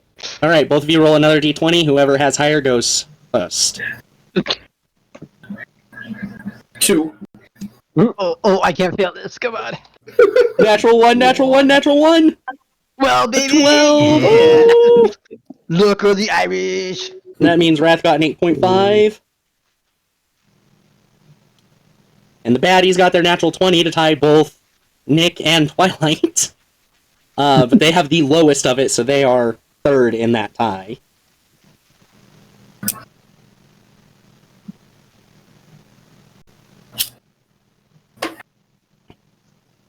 All right, top of the turn order is Twilight, as these zombies are shambling in through the staircase. There are 5 of them up there on the floor with you, as Nick is starting to try looking through the book. Wait. We're not fighting little fairy? No, the zombies are rolling up, and the fairy is beginning to panic. Again. Well, Pius has me by the neck, so I can't really do anything. Pius, free action to drop her? You gonna drop me? Rolls down the stairs. I mean, Thinking about it. I did think about that. No, I'll drop her. All right, Twilight, you're on your feet. You're good. You can just take your turn as normal. I'm gonna turn into a 2-headed alligator, and I'm gonna throw myself downstairs. Throw yourself down the stairs. Yeah. Okay, so you're gonna have to move past 5 zombies that are fully on the floor. They're all gonna get a chance to attack your alligator form. Well, I mean, aren't they on the stairs? No, 5 of them have already made it onto the floor. Oh, okay. Never mind. Never mind. Yeah, I'll just go. I'll just do frostbite. Frostbite, alright. One of them zombies be making a save. Natural 20 plus 3, it passes. No damage. You still have a bonus action and can move if you want. Yeah, I'll move. Okay. How are you moving? Basically, the stairwell in the middle has zombies around it. I'm gonna fly. I have wings. Okay, you're gonna fly upwards. The roof's only 20 feet tall, so you can't fly that high. I'm just gonna move myself a little bit above ground. Just out of their reach upward. So, yeah. Okay. Alright, it is Nick's turn, who, realizing that there are fast regenerating undead swarming this room, is going to attempt to find the answer in this book. 1 success. For all of you, they have to make 5 successes to find the answer. Or to piece together the answer. Neat. Yes, this is survival waves. Okay, that makes it the baddie's turn. As the 5 zombies up there are going to get up close and personal with Rath and Pius and Captain Flowers. 2 on Flowers, 2 on Rath. Show that roll for those advantages. 17 was the better on them, so I believe that's a miss on both of you. It is. Miss. Yes. And 1d20 on Pius for a natural 20. I For am a what? so nat 20. Silvery barbs. Okay. Best way to impose on one of those. Natural 1. Ah, the duality. So, being as that was a guaranteed hit to a guaranteed miss, it comes down. It is going to catch you right in the face with some nice sharp fingers. But the way silvery barbs kind of spreads across your body and across your face, it ends up just slamming its hand directly into the barbs. Pius just puts a thumbs up to Rath. Rath kind of just looks over at him and winks. Another 5 Oh my zombies have God, made their I'm way down. onto the floor, though. This room is quickly becoming crowded. Not for long. Oh, I mean... Tempest, it is your Not for turn. long. I want to usher the fairy behind me and kind of ready myself to protect it and Nick while they're like dealing with this shit. Okay. So, readying an action to attack an enemy if they get basically within your reach. Yeah, basically. Fine, it's your turn.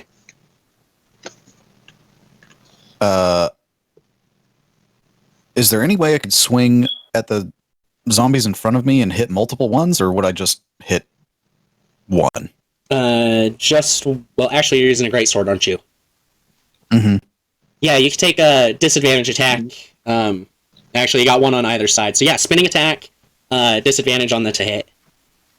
Tempest has done that a couple of times with the scythe. Taking a page out of her book. It is well worth the risk. Especially with their low-ass AC. You have to nat 1 to miss, we'll put it that way. Hell yeah. And I did not. Yep, so you hit, and you hack down both of them. They collapse. Okay, and as a bonus action, I'm going to not do anything. So As a bonus action, I'm going to not do anything. Yep. Captain Flowers, it is your turn, and you have a couple of zombies on you. I'm just gonna swing at him, knock him off me, gonna kill him. Grr. Rath, it was one of the 2 zombies on you that Pius hacked down as the second one. By the way. Gotcha. Okay, so 19 for the first hit. Alright, and the second hit? It is gonna be 19 plus 12, so 31. Both hit, and you hack down a couple of... You hack down both of them on either side of you. Grr. That was your action and bonus action. Did you want to move? Yes, that is my bonus section. Yep, I'm good. Alright, that makes it Rath's turn. How many are between me and the entranceway, and how big is the entranceway coming up from the stairs? The entranceway is only about 5 foot wide. And there's 2 in a direct line. There's only 2 between me and the entranceway? As far as a direct line goes. Technically, there's like 6. 5, my bad. 5 total, but they're kind of spread out side to side. So a cone might hit. How? So I have Thunderwave as a 15-foot cube. You to that. 1, 2, 3. And if it would get more, I would take the attack of opportunity to move closer to them. So the best you're going to get at the moment would be 4. And you don't need to move for that. Okay. I should say 5, because you're catching the one at the top of the stairwell as well. The one that hasn't actually made it out. Okay. So, Rath will turn from looking at Pius to face the stairs. And he gathers up the energy to cast Thunderwave. And as a bonus action, I'm going to activate my Blade Song ability. And you all hear, for the first time, something that Nick may have heard before, but it's the sound of magic that Rath hears. And it's this, as he's forming up this energy of thunder in his hand, you hear loud drum beats and cacophonious claps of some kind of music. It all has this motion to it that never ceases with this background noise, almost like static. And he builds it up and he unleashes it in front of him. That's Constitution saving throw, please. Natural 1. Hell yeah. All right. That is 13 points of thunder damage, and they're all, if not dead. Although my intention is to move the bodies, even if they do die, back to the stairs, but 10 feet away from me. Okay, yeah, they all collapse. They get pushed back that 10 feet. Basically, the one on the stairwell gets pushed over the top of one behind it, and you can hear it, it hit the ground below at the bottom of the stairs. Okay. And then doing that, I still have the one zombie next to me. Yeah, the one that's next to you is still next to you. Okay, just completely ignoring it, letting it take its attack. He'll walk towards... Can I get to the top of the stairs to, like, put my body in front of it? Yes, you can. I'll do that then. Okay, the zombie fails to hit you. But as you knocked down all these others, they collapse, get pushed back, and this zombie fails to hit you. You hear a coherent few words come out of its mouth, still kind of busted up because its sound box isn't exactly great. Get back here. He continues walking. Okay. That's top of the turn order, Twilight. Who said get back here? The zombie that was next to Rath. It seems to be a bit more coherent than the rest. He can talk. So where's all the zombies at now? Downstairs? On the stairwell? there's the one up on the floor with you guys on the second floor still. I'm gonna use my wings and I'm gonna go up. I'm gonna go up and then I'm gonna kick them in their gut. So I'm basically gonna use my wings as a swing and just kind of push them all down the stairs. Okay. Make an acrobatics check first because you're still learning how to use those wings. Watch, I go falling down the stairs with them. I mean, Fox, do a barrel roll.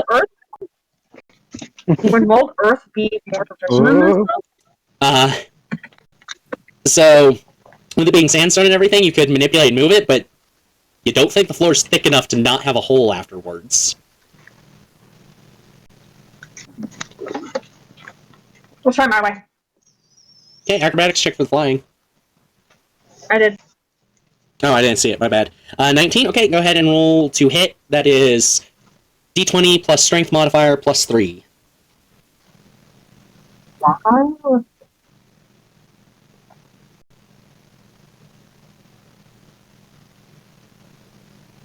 Sorry. You rolled a nat. No, that's not a roll. Never mind. That was the last roll. Sorry. You got a plus 9. 1d6 plus 9. 1d20 plus 9. 1d20 plus 9. Okay. Yeah, that's a hit. And you managed to, kick it square in the chest, causing it to collapse, fall backwards, and standing in its place is the male spirit. So that they all go falling down the stairs? Oh, you wanted to kick the one at the top of the stairs. My bad. No, that's not the spirit then. For some reason, I thought you were attacking the one that was on the floor with you. My bad. You kick it. Yeah, you kick it and you knock it back, and it kind of knocks into the others, and they kind of stumble sideways and such, but don't lose their balance. It kind of goes down a couple of some of the stairs, past a couple, and then accidentally gets kicked off the edge of the staircase. This time you hear the sound of a body thudding on a body. And that's how you play dominoes. Are you going to try to move back now? Or just kind of stay there at the edge of the stairwell with Rath? No, I'll stay there at the stairwell. Okay. So basically it's Rath at the exact top of the stairs, Twilight on the first couple of steps, or over the first couple of steps, and then zombies just a little bit behind that. Okay, Nick's turn!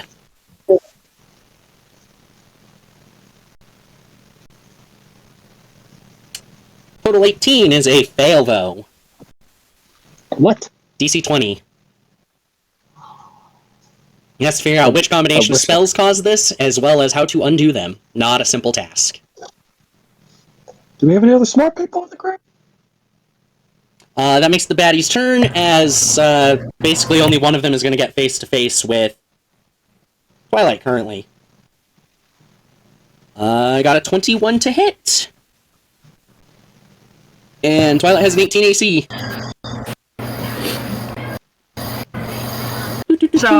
So it's going to deal 4 damage to you.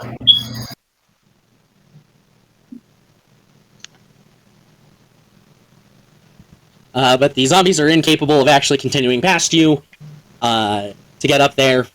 The zombie that is up there is going to attempt to approach Nick, though. So, Tempest, you get that opportunity, or that held action to attack him. Yeah. Smack the shit out of it! I gotta do the standard roll to attack them, right? Yep, no advantage on this one. Woof! Only possible fail, that one! I have that point. If you want to spend your plot point, you're Use more it. than free. Do it. Absolutely. Just make sure to mark it off. Oh, well. Also, since technically you're gaining advantage, your elven accuracy kicks in. Roll another d20. Get him! Kick his fucking ass! Oh, hell yeah. Critical hit! It got better. Better. Yeah, so you guys get to see this really awesome moment that, because all of them have 1 hit point, isn't quite as meaningful. Hey, you decapitated, though. Tempest? Whoa. Let's go. Yeah, the Did I head. roll anything else? Since you got that 20 and I can't give you the damage as a bonus, Really cool, basically spins, slashes the head off, flies up in the air. You see her just pull her bag of holding open at her side, and the head falls straight in. All net. And I get back ready. Hell yeah. Back and ready to go. It's like it never even happened. Let's go. Alright. And standing in its place, of course, as the rest of the body crumples, is the spirit this time. Goddamn spirit. Tempest, it is actually your turn now, and you are face to face with the spirit. In that motherfucker. Yeah. I have an idea I want to try. Okay? Reaping its fucking soul. Can I stab it with a dagger? Roll Which to hit. dagger? Come on, Nat 20. Been doing good tonight. Come on. You got this.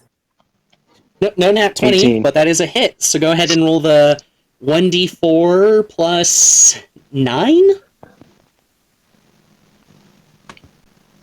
Is that where we're at now? What's your dexterity modifier? Plus 6. Right? Or am I mixing you up with someone else? Tempest. My dex mod is 5. Okay, plus 8. Because I know exactly what dagger you're using. It's a 9. It is a 9. Oh, dang that minimum damage. As you all see her reach into the bag of holding and sure as shit pull out Soul Drinker. Get it, girl. And you notice as Soul Drinker makes contact with the spirit, even though it was more of a graze than anything, the spiritual body doesn't just blur and shake this time. It seems to go and become completely amorphous as you see a large chunk of it drawn into the dagger. Before it returns to its normal appearance. Very nice. Oh, we're going to dance now. Alright, are you going to attempt a bonus action for Unarmed Strike? Yes. Do it. Roll to hit. 1d20. Does a 26 hit? Absolutely, no crit. But, yeah. You smack it, and it's a spirit. You pretty much go through it and the such. Fun part about 5e is spirits aren't immune to non-magical damage, only resistant. Fucking weird. But, I should have punched it with the hand that's like holding the dagger, but I still punched it instead. that's fair. You could absolutely do that. The dagger does not make contact, though, so nothing about that.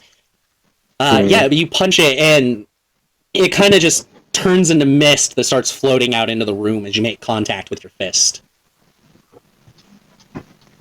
Oh, see, ran like a little bitch. More like a slow explosion than running away. Back to position.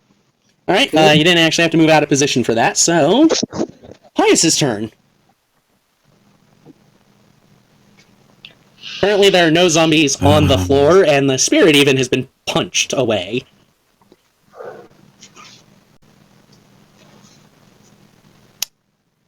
I'm gonna cast Toll the Dead on him. Toll the Dead on a zombie? No, the spirit. Spirit got punched away. No spirit in the room. Oh, like away. Yeah, just kind of thought- in mist all over the room. Okay, I'm sorry. I thought you meant like just like 10 feet away or something. No. I'm sorry. Yeah, I'm gonna ready an action. Is so there's no zombies near me at all? Not at the moment, no. Okay, I'm gonna ready an action for the next zombie is getting Toll the Dead. Okay. Get him. Oh, that makes it Captain Flowers' turn. Apparently I'm going to ready in action too in case one more busts through that door.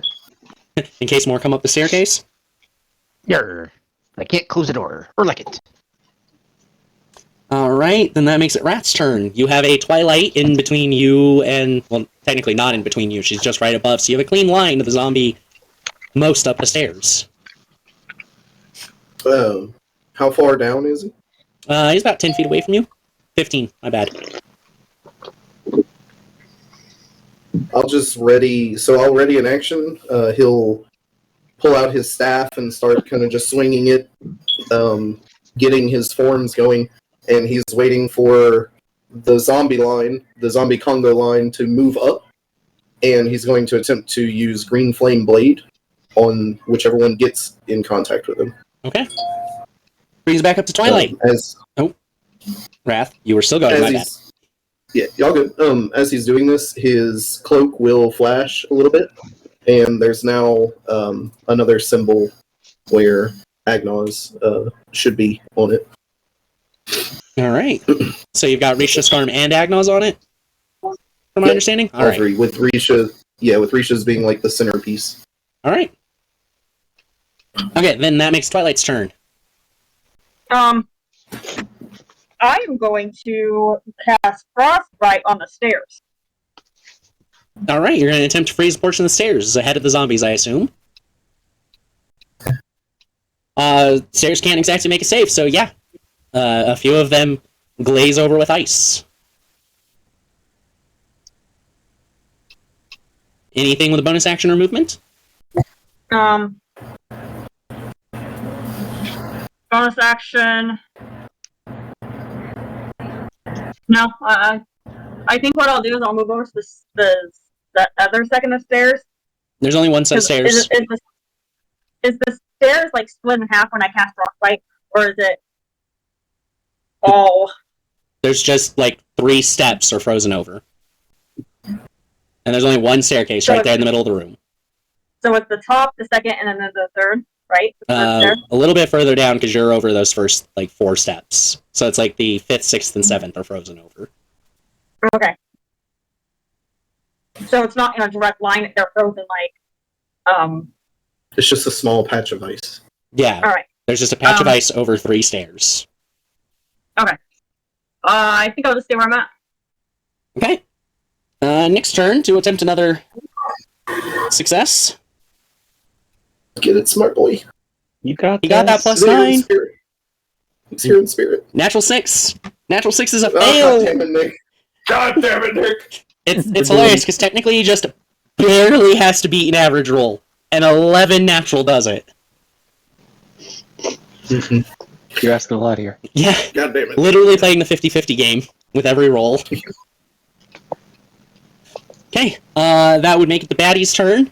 As that first zombie at the front of the line's getting up to the ice patch, which is 10 feet away from you, Rath. There's a 5-foot gap in the middle. It gets to make a acrobatics check with its Nake 2. Let's go. It actually got a 16, so it didn't fall down. And it steps right there in front of you. Okay, the one behind it, does it follow? Yes, and it manages to keep its balance too on the ice. Okay, perfect. That's a so ticket, Green right? Flame Blade. Green Flame Blade? Yeah. Yes. Okay. Roll it. Which is a 21, 13 plus 8. That's good, it hits. And it just uses the And- same roll on the second one, or does it auto hit? What's that, Green Flame Blade? Yeah, Green Flame Blade. Burnish the weapon. On a hit, the target suffers the weapon's normal effects, and you can cause the green fire to leap from the target to a different creature of your choice that you can see within 5 feet of the target. Second creature takes the fire damage. Okay. That's it. So, yeah. And They, and because I'm 5th level, I also deal fire damage to the guy I hit in front of me. oh, yeah, they both toast up. Big chunks of them burning off as they kind of slouch down, catch the patch of ice, and slide down towards the ones behind them. Kind of just bouncing off the feet, and again, falling over the edge of the staircase. And Rath is just continuing through his forms. You all hear the music has changed now to like this orchestral piece that it slowly rises, and as he strikes and the fire juts out, it crescendos for a moment before lowering back down to this hum of a volume. Alright, and because the zombies behind it were still moving up, you do end up with a zombie immediately in front of you, immediately under Twilight, and then one kind of balanced on the ice. And that one is going to go ahead and attempt to slap you. Alright. But basically, it's a nat 20 to hit. It's a nat 20? Yeah, well, it has to get one. No, I got a total 10. Gotcha. It only has a +3, Yeah. so... Gotcha. That one continues. And with the third round of combat going here, zombies begin to filter in through the door that leads out onto the roof. Shit. and 6 of them make it into the room. None of them getting any type of attack, but there are a couple getting kind of close to Nick in that.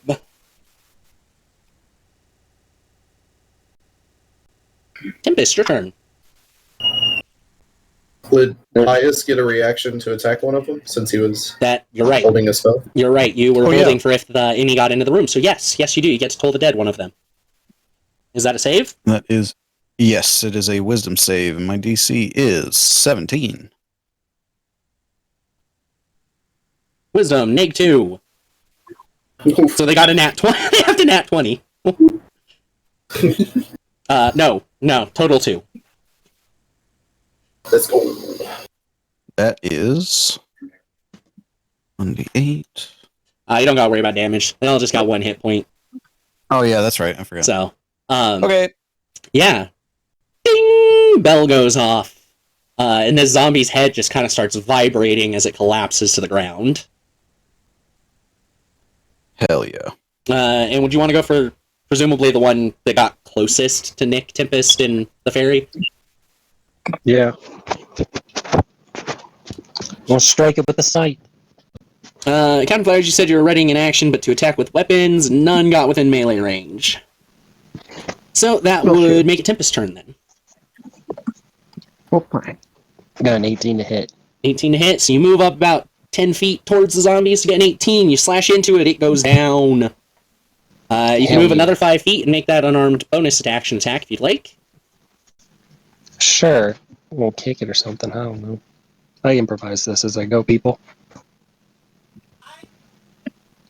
Yeah. Yeah, you punch it in the gut and it just doubles over and falls down on your arm before collapsing to the ground. Alright. Oh, I should actually ask, which weapon did you attack with on that first one? Since you had both The ready. first one? Yeah. Scythe. Okay. Just want to make sure since technically you had options there. Okay. Yeah, that one goes down. And then you still have enough movement that you can move back over to Nick as well. Yep, moving back. Pius's turn. There are 3 zombies that are standing currently in the room. I'm going to move over with Tempest and Nick to help protect Nick. Okay. And then I'm going to cast Toll the Dead again. Do they On get one the of the nat zombies. 20? Nope. Nat 15. Again, the hedge and collapses. Dong. I'm just imagining the bell-bearing ladies from Bloodborne at the moment. Yeah. Okay, after Pius is Captain Flowers. You got 2 zombies standing currently on the floor. Standing on the floor? Awesome. I'm going to crush them with my axes in the face. Alright, roll that first to hit. Yeah, baby. So we have 22 for the first one, Okay, and 14 for the other. alright. You smack the first one, you get moved over, smack the second one, they both go down. Grr. Rath, your turn. You're face to face with a zombie currently. And there's one behind it, so I use Green Flame Blade. Just as I'm whirling about my staff, I backhanded it more or less. Reverse grip style. That is a 22 to hit. Alright, it hits, and another 2 collapse, slide down, bounce off the legs, as you hear their bodies on the ground below. And I'll look up to Twilight. You're still above me, correct? Yes. You should go help them. I've got these. And that's my turn. Alright, we go back to the top of the turn order for Twilight. There are no zombies currently standing on the floor space of the room, but you can see that there are zombies just on the other side of the door out to the roof. So I can see a door? A door that goes out onto the roof. I'm gonna mold earth and make sure that the door remains shut. Okay, to reiterate from before, if you pull a brick out of the ground, it leaves a hole. So to pull enough bricks up to go there, you've just got a massive hole now. Wrecking the structural integrity of things. Oh, okay. Okay. So that won't work. I mean, it could, but who knows the ramifications? Besides me, that is. Yeah. I will cast the frostbite again on the rest of the stairs, and I'll go help Nick. Okay. And that frost did go away once your turn started, because it only lasts till your next turn, so. Alright, cast Frostbite. Same spot again, and then you head over towards Nick with everybody else. That makes it Nick's turn. You got this, Nick. We believe in you. Come on, Nick. Come on, Nick. Second success! Yay. Let's go.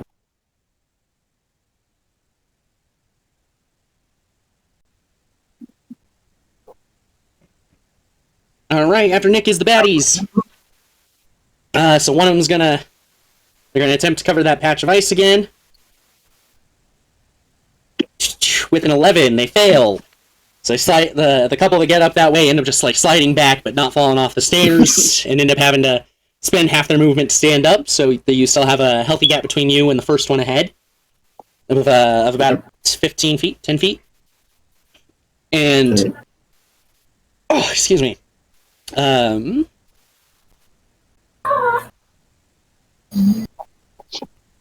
Sorry, my brain's trying to math and it's doing it poorly currently. Another 8 zombies peel into the room through the door from the roof.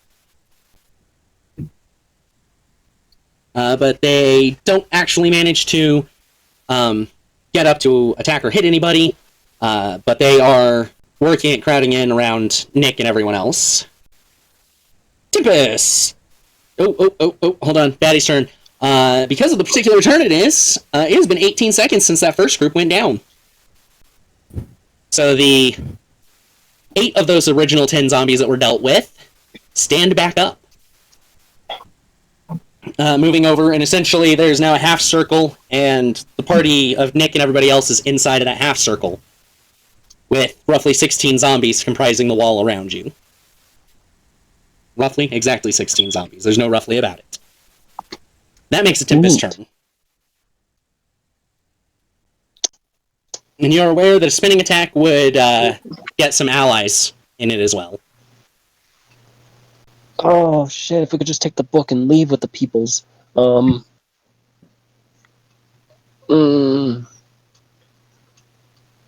if one of us could cast a spell magic. Okay, I'm gonna swing on the Someone ones there. cast a spell magic? What? That'd be great. Alright, Since swing I on don't one. have time to talk right now, yeah, I'm gonna swing. Which weapon? Use the dagger on this one. Okay. Alright, roll the d4 plus 8. The only attack damage that has to be rolled is the dagger. 11. Alright. It goes down, and you see, all of you, what you see is the zombies hit. It's a little bit different from the spirit itself, because the spirit's energy just kind of flowed into the dagger, or white mist. With this one, you see a kind of blackish, inky-looking energy come out of the wound and into the dagger as the zombie drops to the ground. And then its body crumbles to dust and just blows off in a slight breeze that's coming through the room.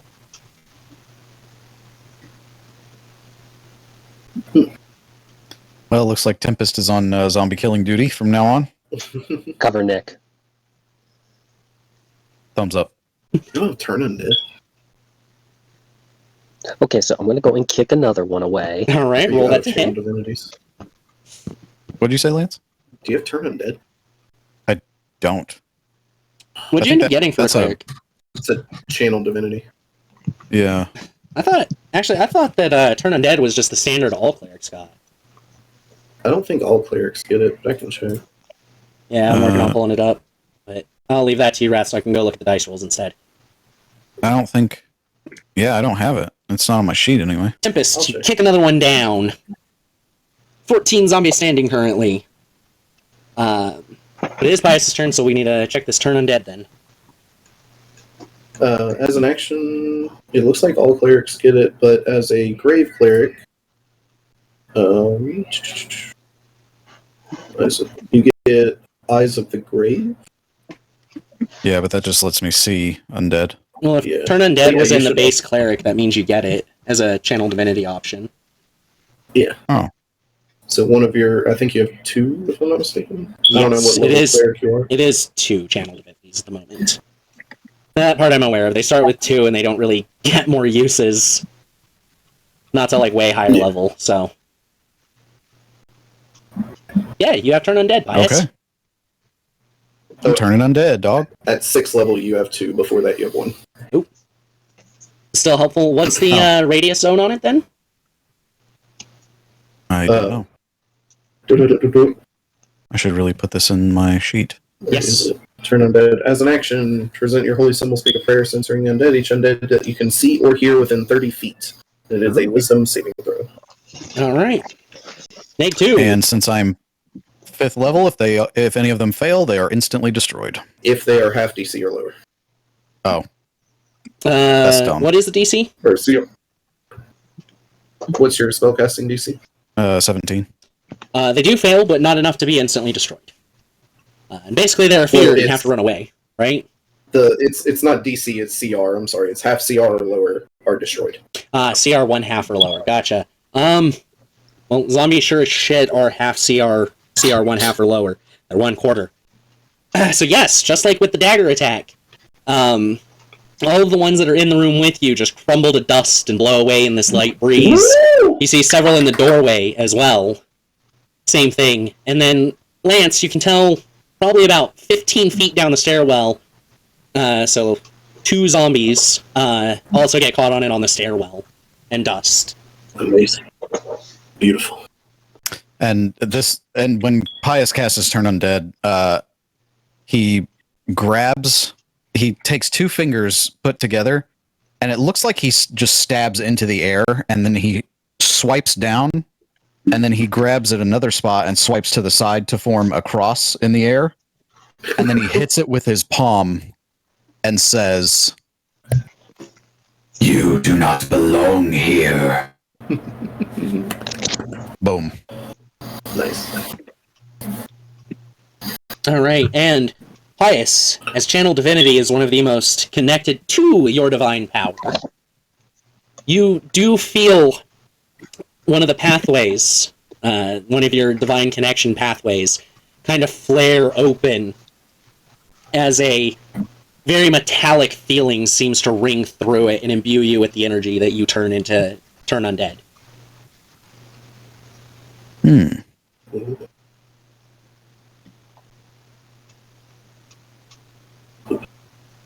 Alright. You have a nice open room, you have movement, you have a bonus action. I'm going to move towards the door to the roof. Alright. Captain Flowers, how about you? Are any zombies still standing? None, they have all been dusted. They're all dusted, so we're going up onto the roof? Well, it's out onto the roof. The roof is the 2nd floor, there's just this one random room on the roof. Pius is standing in the doorway, blocking them, and Rath is standing at the edge of the stairs, blocking those zombies. Okay. I'll go onto the roof, everybody. Alright, you head over to where Pius is. Pius can let you through if you want to fully go out onto the roof. Both of you see as you're looking at that, there seems to be probably another good 20 to 30 zombies out there as well.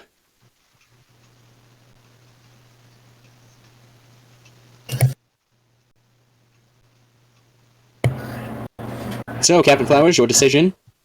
About going onto the roof? I'm going onto the roof. You're going onto the roof. Alright, you get out there. You have to use the dash action to make up 5 feet. So you're not going to be able to attack them. Or you could just move and ready an action for when one moves closer to you. I'll just ready an action. Alright. And Rath, your turn. You got about a 15 to 20 foot gap between you and the next zombie on the stairwell. I'll just ready an action in case one gets close again. Just going through the motions with the staff. Ready and green flame blade? Yep. Okay. Twilight, top of the turn order. The floor is nice and clear. Rath is prepared at the staircase for if any get up to him. Flowers is moved out onto the roof itself. And Pius is blocking the doorway so no more zombies can come through there. What do you do?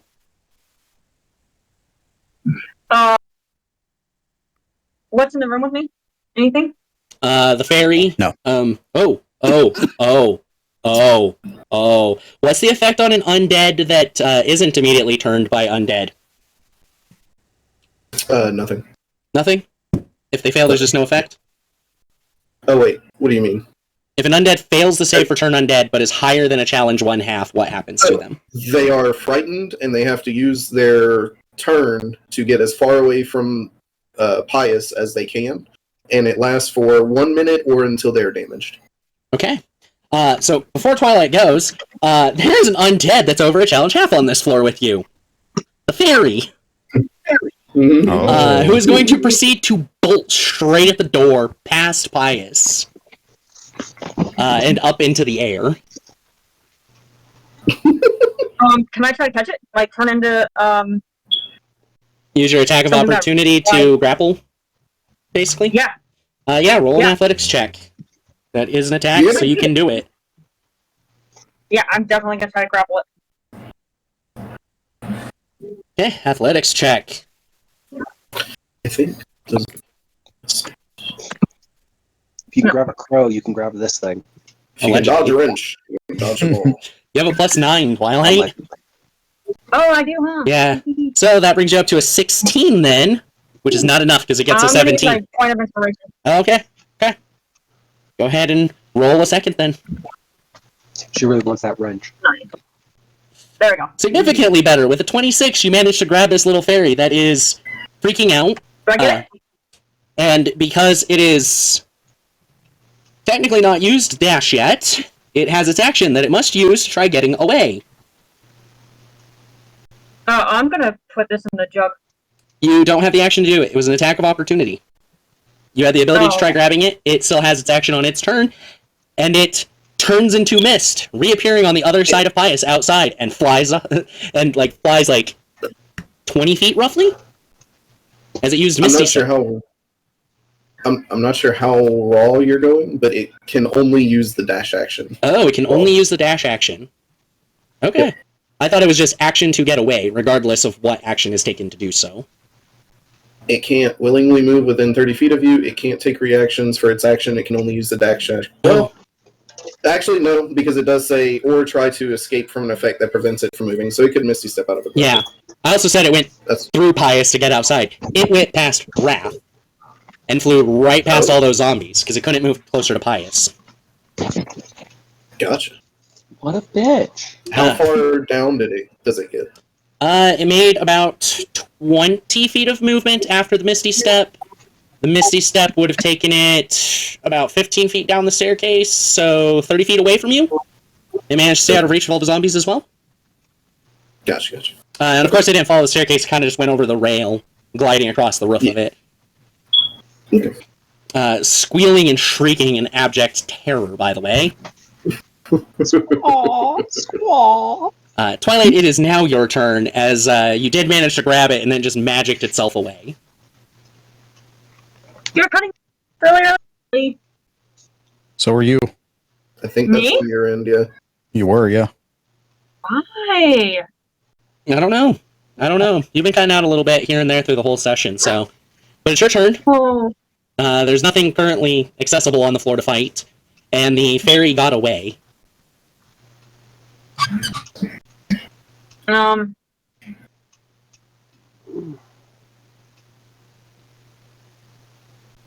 I turn into something that can catch this thing? Anything small enough to zip past the zombies towards it would be too small to catch the fairy, and not fast enough either. Anything big enough to do so wouldn't fit through the stairwell and the zombies. So basically, I lost it. Yep. You would either have to get past Rath, fight through the zombies, and then go after it, or just give up.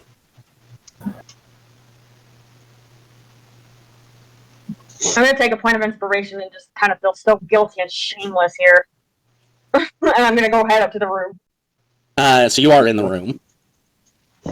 In the roof. The roof. Okay. It's out of the building. Alright, gotcha. Out onto the roof. Out onto the roof. Yep. So you get out there with Captain Flowers. Same thing. Like you'd have to use your dash to get to them, or you can just kind of wait I'll on the dash line. You'll dash up I'll to him. dash it. Okay. Yep. You'll rush up on him, and that makes it Nick's turn now. Come on, Nick. Come on, Nick. You got this, Come on. Nick. You got this. Come on. You got this. 27. Why are we all Southern? Let's go. We Southern, Nate. Yeah! All right, that's 3 out of 5 now. What did he roll? Natural 18 plus 9. 27. 18. Nice. Alright. All right. And after him is the baddies. In Twilight, you went right up in front of them, and they are capable of surrounding you now. How many is there surrounding me? 9 is the most that can actually get around you. And it would help if I typed it correctly, as they have advantage. I like that. That's good. Let's see, an 11 plus 3 is only 14, so they do not successfully hit you with anything meaningful, but the ick of their decaying flesh makes even Twilight feel dirty. That's unnatural because I like being dirty. Yeah, but you don't like rotting flesh. You. Can I pull out my witch's head? And just kind of sit it right down next to me. No, because it's not your turn. Okay, I didn't think so. Alright. Rath, a zombie manages to get right up to you, with one right behind it. Alright, so Green Flame Blade. That's a natural 20! These two explode in flames. A little bit of dust even get in your face and kind of making your nose twitch. I say dust, it's ash. The rest of the zombies, they do manage to get up to you. A nice solid line of 4, but it does not do it without dashing. So they get nothing in on that, and it makes a Tempest turn again. The floor is currently clear, and you are the only one that's actually near Nick. Okay, I'm not dealing with anything at the moment, so I'm going to use the opportunity to address those that are still in the room. Why not take... Nick, grab the book. Pius, grab Nick. We should just go and get outside, like outside, out of the building, and then we can deal with this. He's almost done, and I think outside is full of zombies right now. It's okay, Twilight's distracting them. No, We I'm should not. just finish this real quick. Okay, Just bodyguard him. It'll just take a second. fine. I'm going to start carving tic-tac-toe with the dagger on the desk.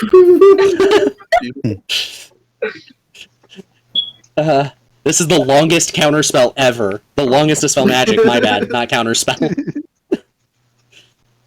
We gotta do this right with Arrow, if nothing else. We have to. It's like he's trying to dispel a single spell that's affecting so many things that it requires a very Yeah, we gotta precise know thing.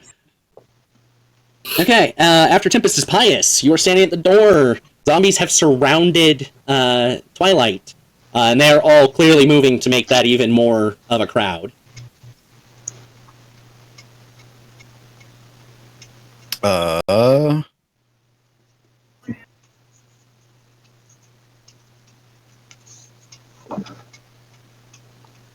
Sacred Flame. Yeah, I thought about it. I'm trying to think how I could hit more than one. Come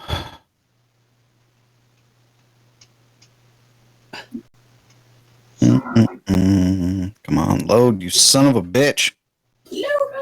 Oh yeah, Eldritch Blast. Oh yeah, let's go! Ka-chow! Ka-chow! Captain Flowers, he would more or less be in your peripheral. Tempest, you would be pretty well able to see him. Twilight, you not so much surrounded. Rath, your back is very directly turned to the door. Nick is focused on something else. But Tempest and Captain Flowers, you notice that as the Eldritch Blast goes off, all of Pius's lights change to the color pink. There's new. Pretty pink, Pius. I did it! Let's go. I like the Pius color just looks pink. down. He looks down, and then looks back up, and then kind of shrugs. Like, Yeah, and Pius, you realize that when you did this earlier, the lights did turn pink. You just hadn't really noticed the first time. This is fine. That's fine. I'm not concerned if you're not concerned. We all have our Telepathy. problems. Let's do this. Yeah, telepathy. Yeah. Deuce does not want to change his voice right away. Concerned. I'm surrounded here. I'm definitely concerned. You are definitely concerned when it comes to You're your turn. You can do something. Pius, you do manage to blast holes in the couple that you hit, though. Ka-chow. Ka-chow! Yeah. All right. If I ever get to fucking level whatever it is to have 4 beams, I mean, it's going to be such that's a by loud the end. ka-chow. That's going to be the end of the campaign. As long as we finish the campaign, It's we good. will get there. I want to scream ka-chow on the Yeah, final yeah. boss fight. Ka-chow! Yes. It's gonna be great. I'm excited. All right, Captain Flowers, it's your turn. You have zombies very much next to you at the moment. I'm just gonna hand axe them. Mamma mia, they're making good work. Okay, roll your 2 Mamma attack mia. rolls. Roll those 2 to hits. Don't nat 1. Let's see. 8 plus 12, 20. 14 plus 12, 26. You hack off a leg, you hack off an arm, the 2 drop. Yeah. Laughing all the while. All right, Rath. Rath's turn. Oh. So there's 4 in a line in front of me right now? I'm saying line because it's like, single file line when you're walking as kids, but not a line by standards of attacks. It curves. Right. Yeah. So, Okay. Yeah, I'll just do the green flame blade on the first 2. okay. That's a 13 hit. That hits. As long as you don't nat 1, you're good. Alright. And another 2 kind of burn and collapse. Back to the top of the turn. Twilight. You are surrounded currently. Your only means of escape is hacking through a lot of zombies or flying upwards and taking some opportunity attacks. Or she's gonna get eaten again. Twilight? Going to do about cast my swarm of insects and turn it into maggots. Ugh, swarm of maggots. Oh, maggot. Swarm of insects. I got to double check that spell real quick. Maggots with wings. Yeah. Disgusting. Oh god. Yeah. Maggots with wings. I like that. Can we do that? Yeah, Well, I I mean, think it has to have wings. yeah, the swarm That's cool. flies and buzzes around, so automatically has wings. Like those worms that eat the bodies when they're dead. Yeah, we know what maggots are. We just don't want them. I personally don't want them to have wings. I would probably cry. I want them to have wings now. I want to make them cry. Good job. Wings. I gotta pull up the correct thing. Man, if only my bullet form sprouted wings. So I gotta make sure I have all the right stuff going on there. A swarm Alright, of maggots. so it's Would that insect just sound play. like flesh hitting flesh? Like instead of the typical buzzing of an insect? Just fleshy sounds. You gave me so many ideas. Thank you. Alright, so for its catch all these zombies, it also has to catch Captain Flowers and you. Oh, that's it for me. So, Captain Flowers, Twilight, both of you go ahead and roll a Constitution save. Oh, I rolled. Holy shit, is everybody turned into bias? Oh, Oh god. What the hell just happened to my internet connection? I would ask if anybody can hear everything I'm saying, but I can't hear everybody. So I would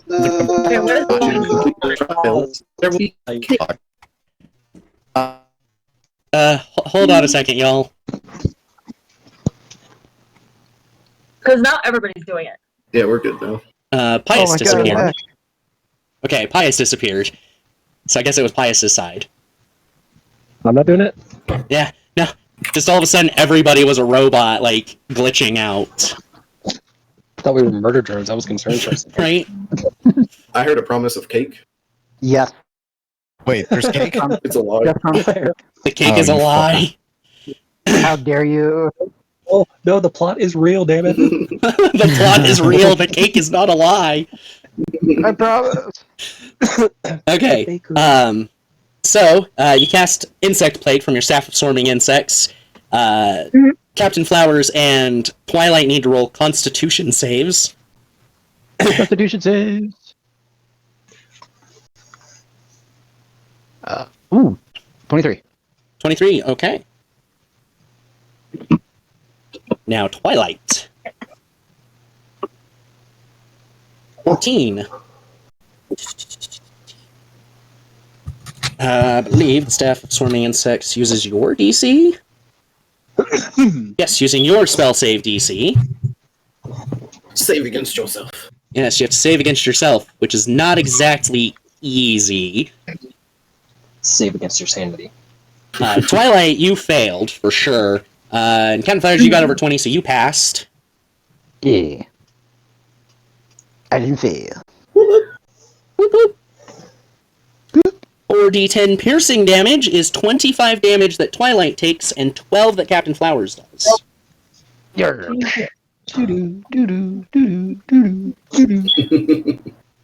It's fine. I don't know. Fine, Twilight's down fine. to 17 hit points, as long as I didn't screw up the math along the way. Pius, hold that door shut. She is dinging. You got it. And Captain Flowers took 12, which 5 of that came out of... Half of that actually came from your auto-plate armor. I didn't calculate that earlier, so you only took 6 to your actual health. I'll take that. I'll take that. And all the zombies collapse as they're being torn apart by maggots. Which makes you, Pius, makes you kind of realize there were no maggots on these zombies, despite being decayed bodies roaming around. Oh dear. Dun, dun, dun. Okay, you are not surrounded at the moment, Twilight. I'm going to do key wounds. You already used your action for the Oh wait, staff. is that an action? That's an action. Yep. I'm gonna go back downstairs. That's my job up here is done. Okay. Your move gets you in the door and a part of the way to the staircase, but not all the way. And that makes it Nick's turn again. Come on, Nick! And Tempest, you're like getting to watch this. Like Nick's grabbed some scratch paper and has been scrawling notes at a furious rate while flipping through this book. My head hurts just watching. Failed it. Can I use a plot point as my music is playing in the background and he goes to scratch out the equation that he was working on? The music kind of hits a certain tone from my Blade song and gives him a little bit of inspiration, maybe continue the idea for a second. We'll let him take an advantage roll on that. This time was a pass. Let's go! All right. Alright, I'm out of these guys. Wait, Hell yeah. how was that a pass when he got 12 and the first one was 13? Yeah, because it was a 12 plus 9. I didn't type in the plus. So you got a total 21. Oh, okay. All right. The body's turn. No. Zombies make their way up to you again, Rath. Alright. And so one of them is actually going to manage to take a single slap at you. Let's go. 19 does not hit, if I remember 19 correctly. does not hit the Blade song. Yep. How many rounds in are we, by the way? It's 6, right? Yes. Because No, it lasts a 7. minute after refresh it. We're 7 in. Okay. Thank you. 6. No, 6, because we've had 2 fails on Nick and 4 successes. So yeah, this is 6. As the zombies come up and you smack it, or it tries to smack you and just kind of fails. Tempest, Twilight, the two of you are actually like in the room as you notice 3 spectral figures come up through the floor. One is the man that you punched into oblivion earlier, Tempest, the woman from earlier, and the third appears to be a child. As they all come up through the floor and go for Nick. It cut out. I didn't catch what they were. What is they with?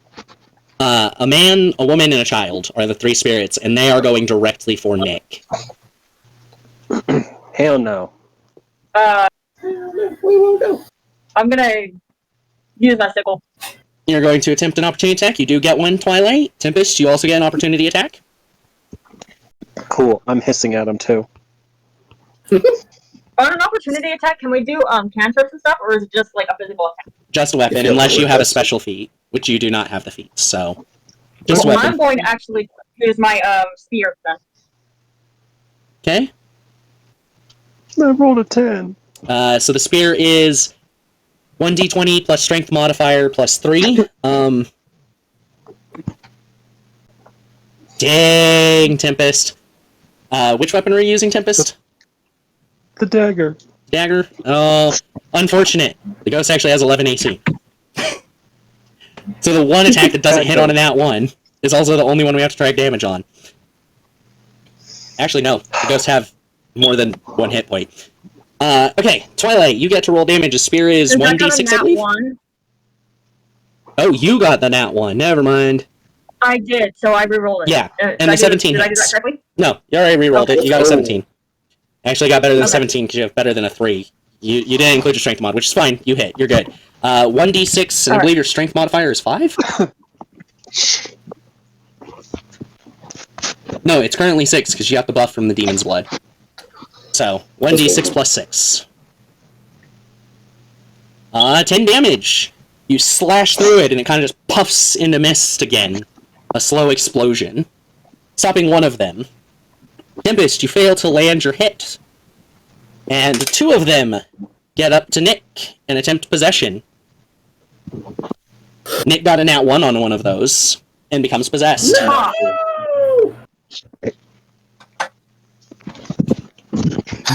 But that's all that happens is the possession. And Tempest, it's your turn as you see one of the ghosts enter Nick's body. The child. Next So one standing there that didn't. that would be the woman. That the male ghost is just not his day. I'm gonna lunge at the woman with the dagger. Okay. Roll your to hit. Come on. Tempest needs a new pair of boots. Fucking Christ. Don't you have a plot point? I used it! Oh shit! You only had one. can I use Damn. the plot point to help her out? Yes, you can. Alright. So, What happens? You get advantage. Oh.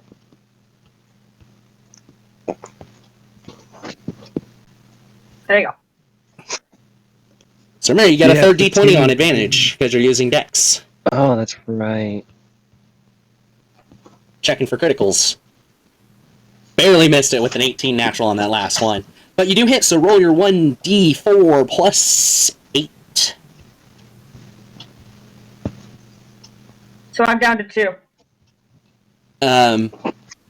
You had 3 to start, didn't Yeah, you? I'm down to 2. You've used 2, so you should be Yeah, down to I- 1. You're right. That's what I meant. Yup. So yeah, dagger. Dagger, you hit it for 12. And this time, for a couple of you that are capable of viewing this, you see the entirety of this woman's spirit sucked into the blade. No, nice.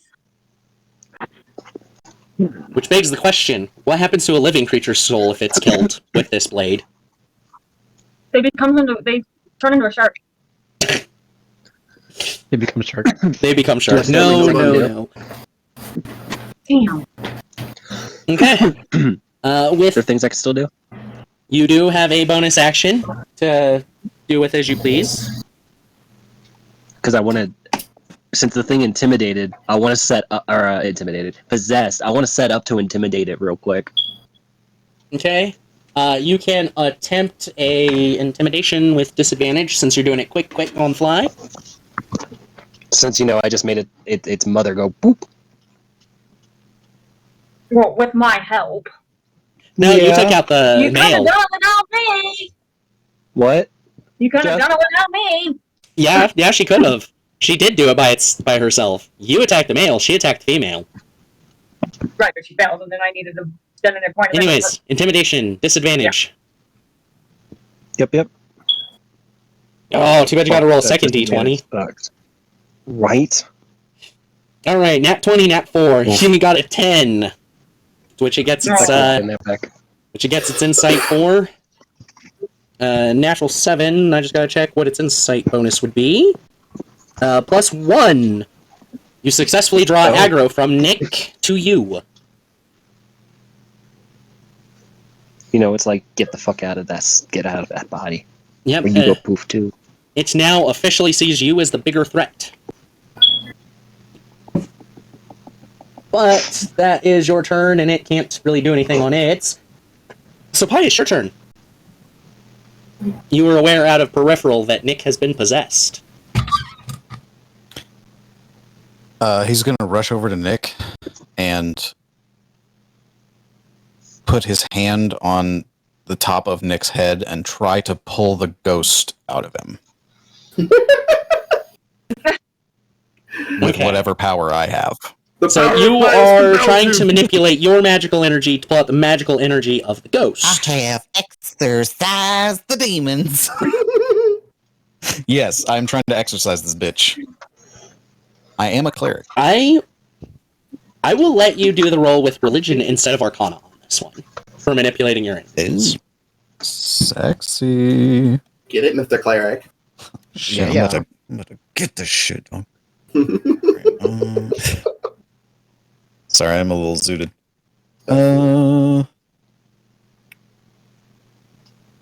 Religion. There it is. A 6, hell yeah. Oh! That's get? bad. That's a 2. Oh no, you Plus ain't got no 6 plot point. is an 8. Well, I guess I do, huh? Yeah, fuck it. I want to use my plot point. All right.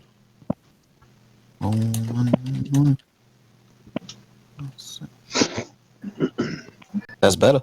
All right, your 16 is definitely better. I accidentally rolled in chat and got a 6, so you got a natural 1. Hell yeah. So use that plot point, but didn't need to. But you do successfully pull this thing out of Nick's body. And at first, as you do this, it seems to be a childlike version of Nick you are looking at as you pull this ghost out of him. But the face quickly starts to change into another. Also, I'm trying to figure out why Stream Elements decided 6 times Moogle headbang combo when I rolled the dice. I don't know what command I set up that does that.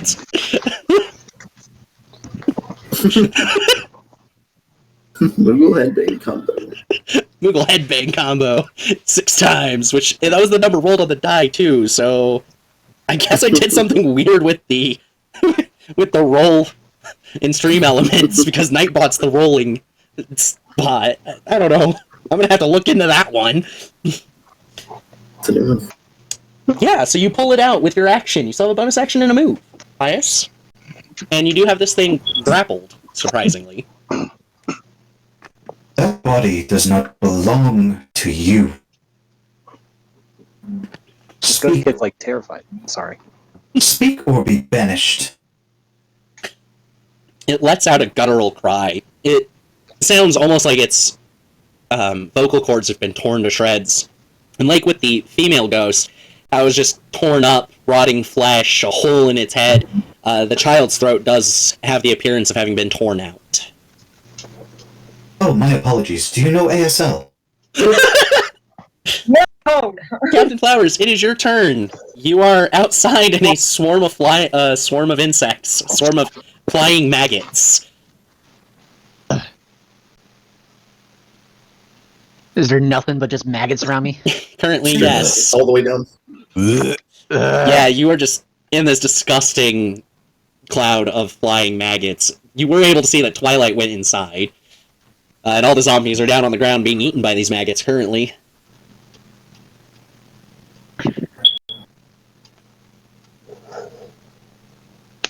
I'm just gonna cast shield. Shield is a reaction, so... Okay. Yeah, I mean, it's a reaction to the maggots. It's a reaction. You could just leave the maggots. You could just leave the maggots, too, instead of standing in them and using magic to protect yourself. God damn it. I cast shield against the maggots! It's a reaction. Scares him so bad he fucking pops shield. Good lord. That is fucking- It's just like, nope. Nope, fuck this. Fuck this field, baby. Oh, shit. You have to like walk like 10 feet out of the storm of maggots. All right. Yeah, you get out of that cloud without much issue. You have enough speed you can get just like right inside the door as well to the room.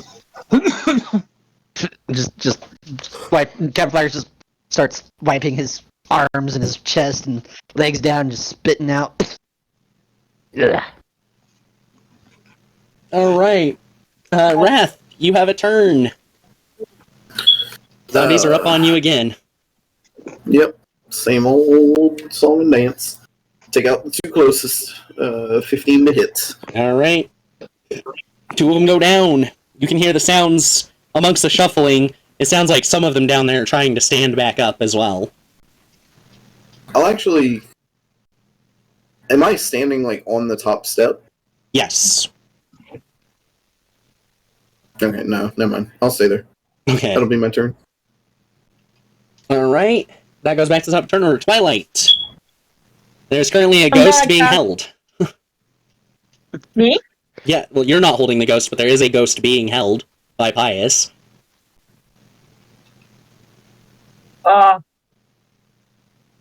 Who's changing the plan?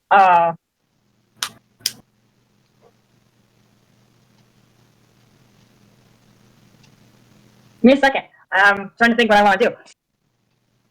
Twilight is stunned. Can't figure out what to do. I am... You know what? I'm going to cast maggots on it. So, the staff only has 10 charges, and if you burn through all 10, there's a chance the staff gets eaten by insects. You used 5 on the first swarm. If you use 5 on the second swarm, you might lose your staff. Just want to make you aware before you follow through. Also, chat, sorry that some of these commands aren't working. That was actually the program I had to close earlier to make Discord stop fucking up.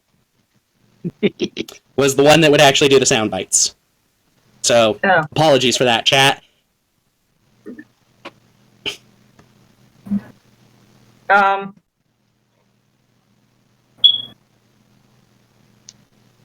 He's got... So, Pius has the spirit, right? Yes, he is holding it, like, by the top of its head. Like, holding a small child in the air by the top of its head. It is a ghost. So, presumably it's over 50 years old. It's not actually a child at this point. You know what? I am going to cast Heat Metal on Pius. Why the fuck would you do that? So it can actually burn this fucker. Well, I don't know if you know this, Twilight, but I am also made of metal. That's the point, Okay, but... I got restoration. That is going Okay, to I got hurt me as restoration. well. You're good. It probably hurt me even worse. He is Iron Man. Plus, with all the metal in my stomach, oh god. Yeah, I've reminded you a few times. You've been reminded again. You are free to do heat metal if you want. I'm doing it. Okay. Are you sure? Because you could turn me into a grenade. Like, this is not... I'm doing it. Okay. How much damage does heat metal deal? How much damage does Heat Metal do? Yeah, it should be listed in the spell description, because I believe I finally freaking wrote that in. Oh, it's only 2d8 fire. Okay, don't forget to mark off that second level spell slot used, Twilight. Okay, so... Well, I'm not seeing this. So, on the spells page, you're looking for a spot that says remaining spell slots. And then it's going to be the second number in. So it's 4, 3, 1. Mark the 3 down to 2. Because it's a second level spell. Well, it says the target is a manufactured metal object. Would I still count as an object? Yes. I thought Warforged counted as... So, Warforged are humanoid, but they are both metallic and organic. And by strict law, as a living creature, you would be considered you are not an object. But by strict law, a corpse is an object. 2. And we've already played with corpse as an object for mending, so we're clearly going to follow law. That's true. And that means that you're not an object because you are a living creature. So, you're right. Because the target's an object, Twilight, you cannot do that.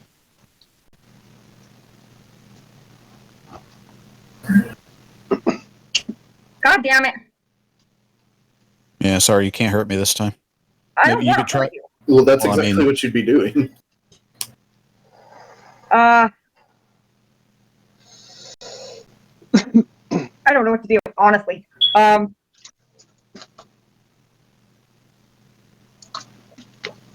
could hold a dagger up to it, and you could heat that.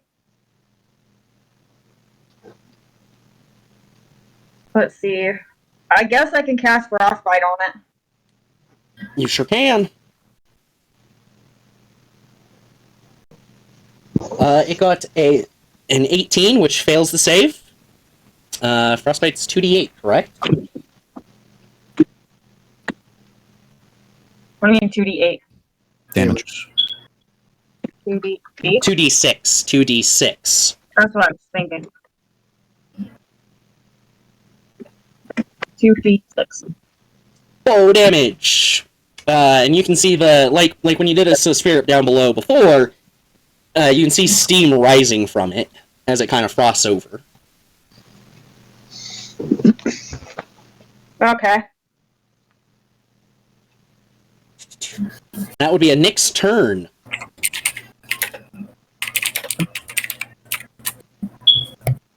Natural 5. Total 14 would be a fail. God damn it, Nick. Nick, God damn it, Nick. Nick, Oh, damn it! Nick, Nick, stop having real 50-50 luck, Nick. That's 4 successes, 3 failures. Yeah, Nick damn does it. not manage to finish coming up with the answer this turn. Zombies, move up on Rath again. God damn it, Nick. And they get 14, so it does not manage to work on you. Pius needs to roll a charisma save. Uh-oh. Easy. Nick had the aggro. It was shifted to Tempest before much else could happen. Pius stole the aggro. Stole the soul of it. I got lots of riz. You sure do, as you succeed. So you manage to retain it in your hand, as it's kind of struggling to break free. Nice try, bitch. And that would then make it Tempest's turn. So I'm like right next to Pius, right? Yes, you are. Stab. Stab. All right, just get better than a natural 2. You have advantage, so roll 3d20. I'm just imagining I'm doing this just casually, not even quickly. You just like pull the dagger up, slowly put it in, twist the knife. Oh my god. You see an abnormal and very vicious glee in Tempest's eyes as she does this, Pius, because you are looking like straight at her. This is canon. You got one more d20. Roll. Oh, that's right. So yeah, what she just described, that's canon, Pius. That you're excited to be killing this ghost. This is almost like an angry, pure evil look in her eyes. This is Maybe you just not didn't the talk to me innocent anymore. Tempest you're used to seeing. Pius raises an eyebrow that he doesn't have. But you can definitely tell he's doing it. on Tempest, real quick. roll your 1d4 plus 8. I'm not a fucking Mr. Potato Head. You could be for the moment. Oh, I'm sorry. Say again, Jess. 1d4 plus 8 damage. Mr. Maybe just Potato have, like, Pius. different emotions on like sticks that you just hold up in front of your face. 11. Well, maybe for the Halloween special, Pius can be Mr. Potato Head for Halloween. That would be great. Oh, that would be It's delightful. happening. Okay, with 11, you beat its health pool of 10, and you see the child's spirit absorbed into this dagger. A look of pure malice on Tempest's face. This thing is so fun.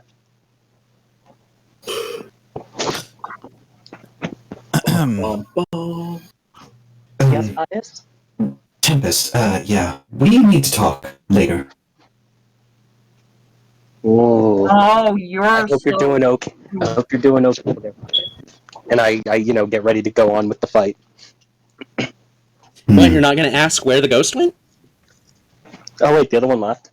No, That's right.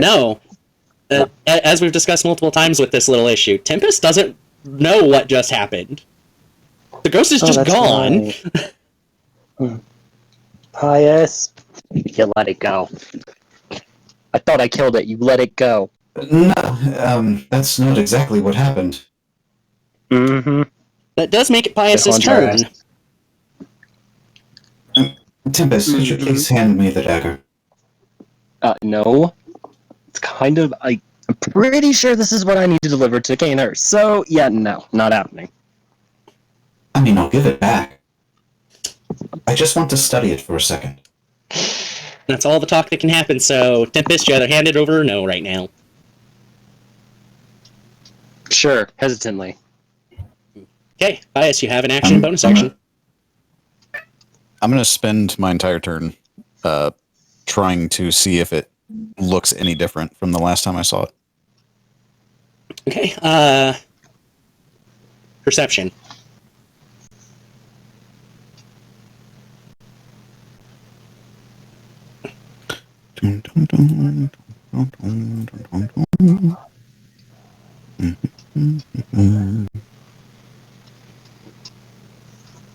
Meh. 16. So you notice where the crest of Canehurst is? Before it just, when you all looked at it, the crest of the Canehurst was engraved into it before, and it's just like a steel handle, a black steel handle, but you see a slight purple tint through the crest now that wasn't there before. That's concerning. Okay, I'll hand her the dagger back. Captain Flowers, your turn. Is there any zombies near me? Nope. Rath is between absolutely everyone and the zombies that are standing. Let's go over to Rath. No, here it comes. Okay. Cat and bugs. They were flying around. Just want to kill some things. This is kind of taking a while. We're just hanging out over here, and you hear still this magical music. I love how you say As it's you just- taken a while, and it's been less than a minute. He's going fast. This is a really long combat, you guys. It's already been 36 seconds. It's just taking too long. Flowers is just annoyed because he can't eat all these. He's twitching. Look at him. He's hungry for fresh flesh. I want the fresh flesh, not this. Rath, it's your turn. How far away is... There's one right in front of you, or one right behind it. Okay. Yeah, I'll just do the bop, bop, boof thing. Bop, bop, ba-doop, bop, boop. Yeah. Where is it? 10. It hits as long as it wasn't a nat 1. It was not. It was a nat 2. Yeah, 10 hits the zombie. And I'll go ahead and re-up my blade song with this turn, so I have another full minute of it. Okay. Twilight. You're up there on the second floor with not much to do. So the spirits went away? Yeah, one of them got bursted and the other two got eaten by this dagger. So basically we're just kind of there's really nothing out of the turn order, right? We're still in turn order. We're just waiting on Nick to finish figuring this out. Pretty much. Do we have any zombies surrounding us? Nope. The floor's clear, like you're in no danger other than Rath who's staring down a bunch of zombies. Then I'm going to actually take a minute or two and change one of my spells from So the that's stupid heat metal. that's on a sleep to change them, and you have 6 seconds right now. Darn it.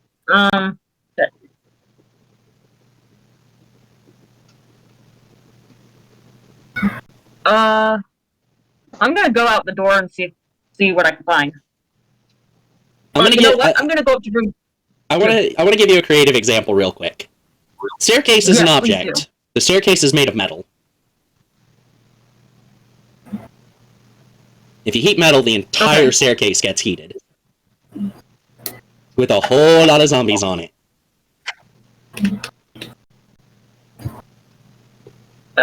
Yeah. Anyway.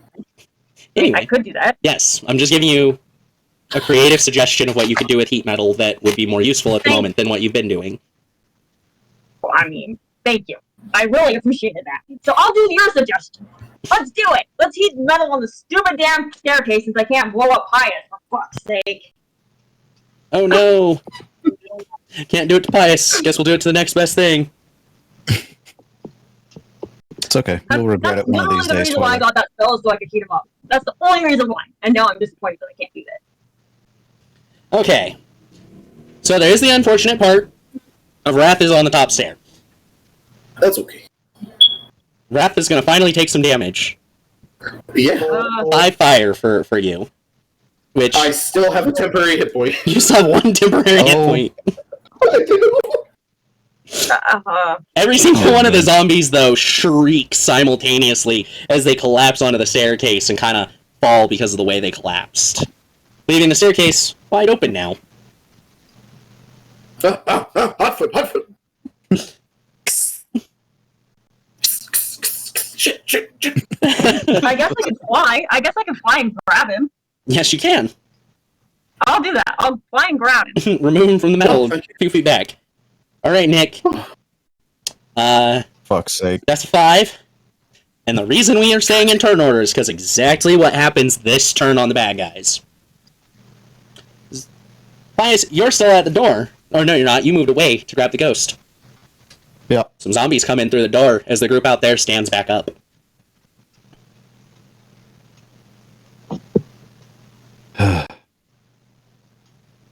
But none of them get within range to make an attack. But you do get a whole bunch of zombies in through the door. You get like 3. And the rest are like right there at the door ready to get in. Yep, it's your turn.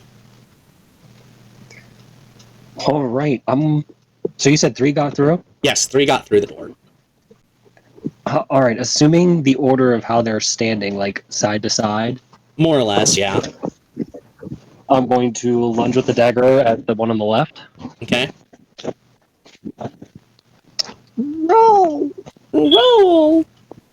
22. Let's go. As the black inky energy comes out of it, sucked into the dagger. For how much? Oh, right. That's important. 1d4 plus 8. 10. For 10. Now I'm going to go for the one on the right. Okay.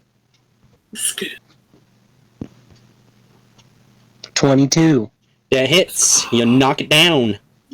Now, the question is, were you using a key point to get that flurry of blows for a second offhand? Screw it, yes. Okay.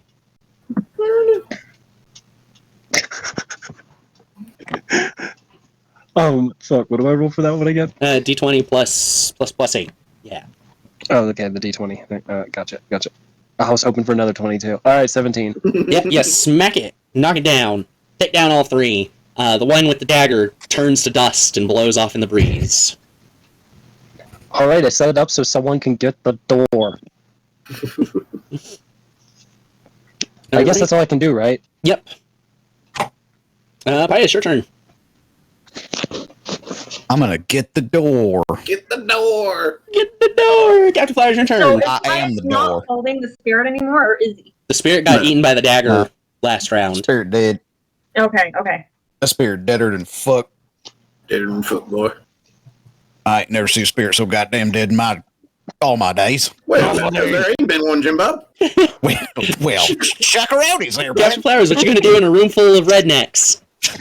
I got me some drink. Let's go on. Suddenly everyone's wearing cowboy hats and assless leather chaps. Well, I tell you what. You call that spirit? I call this spirit right here. Captain Flowers, what you doing? Oh, shoot.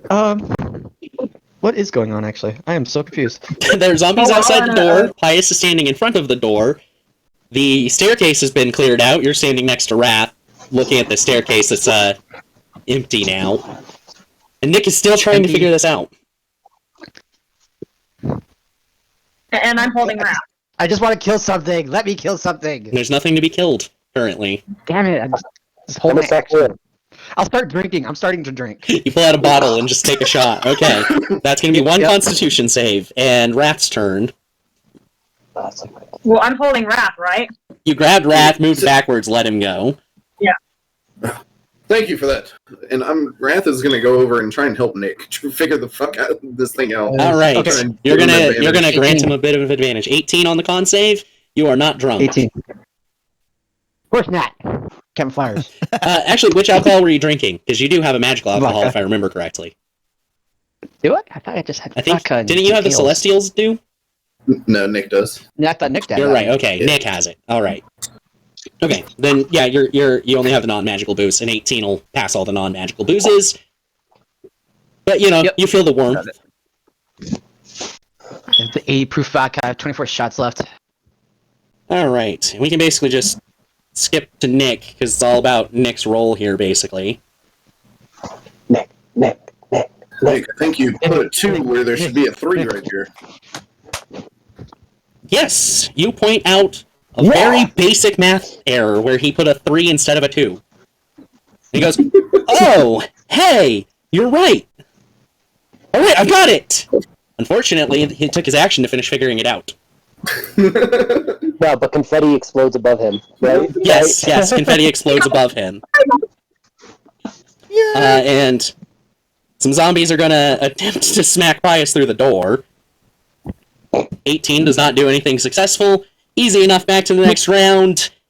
We're done with any of the possible damages, and Nick does an does all the hand motions, all the somatic components, and goes to say the verbal component, "Happy birthday, Maya!" Oh, it's a birthday! Yay! Happy birthday! Yeah, and Yeah, although you like can't Nick see any Cole. zombies, you do notice that spirits start to rise through the floor, freed from their mortal chains. Yay! Praise me. Do I notice Tempest looking kind of vicious? No, that was only temporary as she took the ghost, so Pius was the only one that saw that. But we are at the 4-hour mark. So we will go ahead and wrap up for tonight. Yeah, everyone, thanks for joining us. I love you. Bye-bye. Oh, yeah, see you. Talk to you next Friday.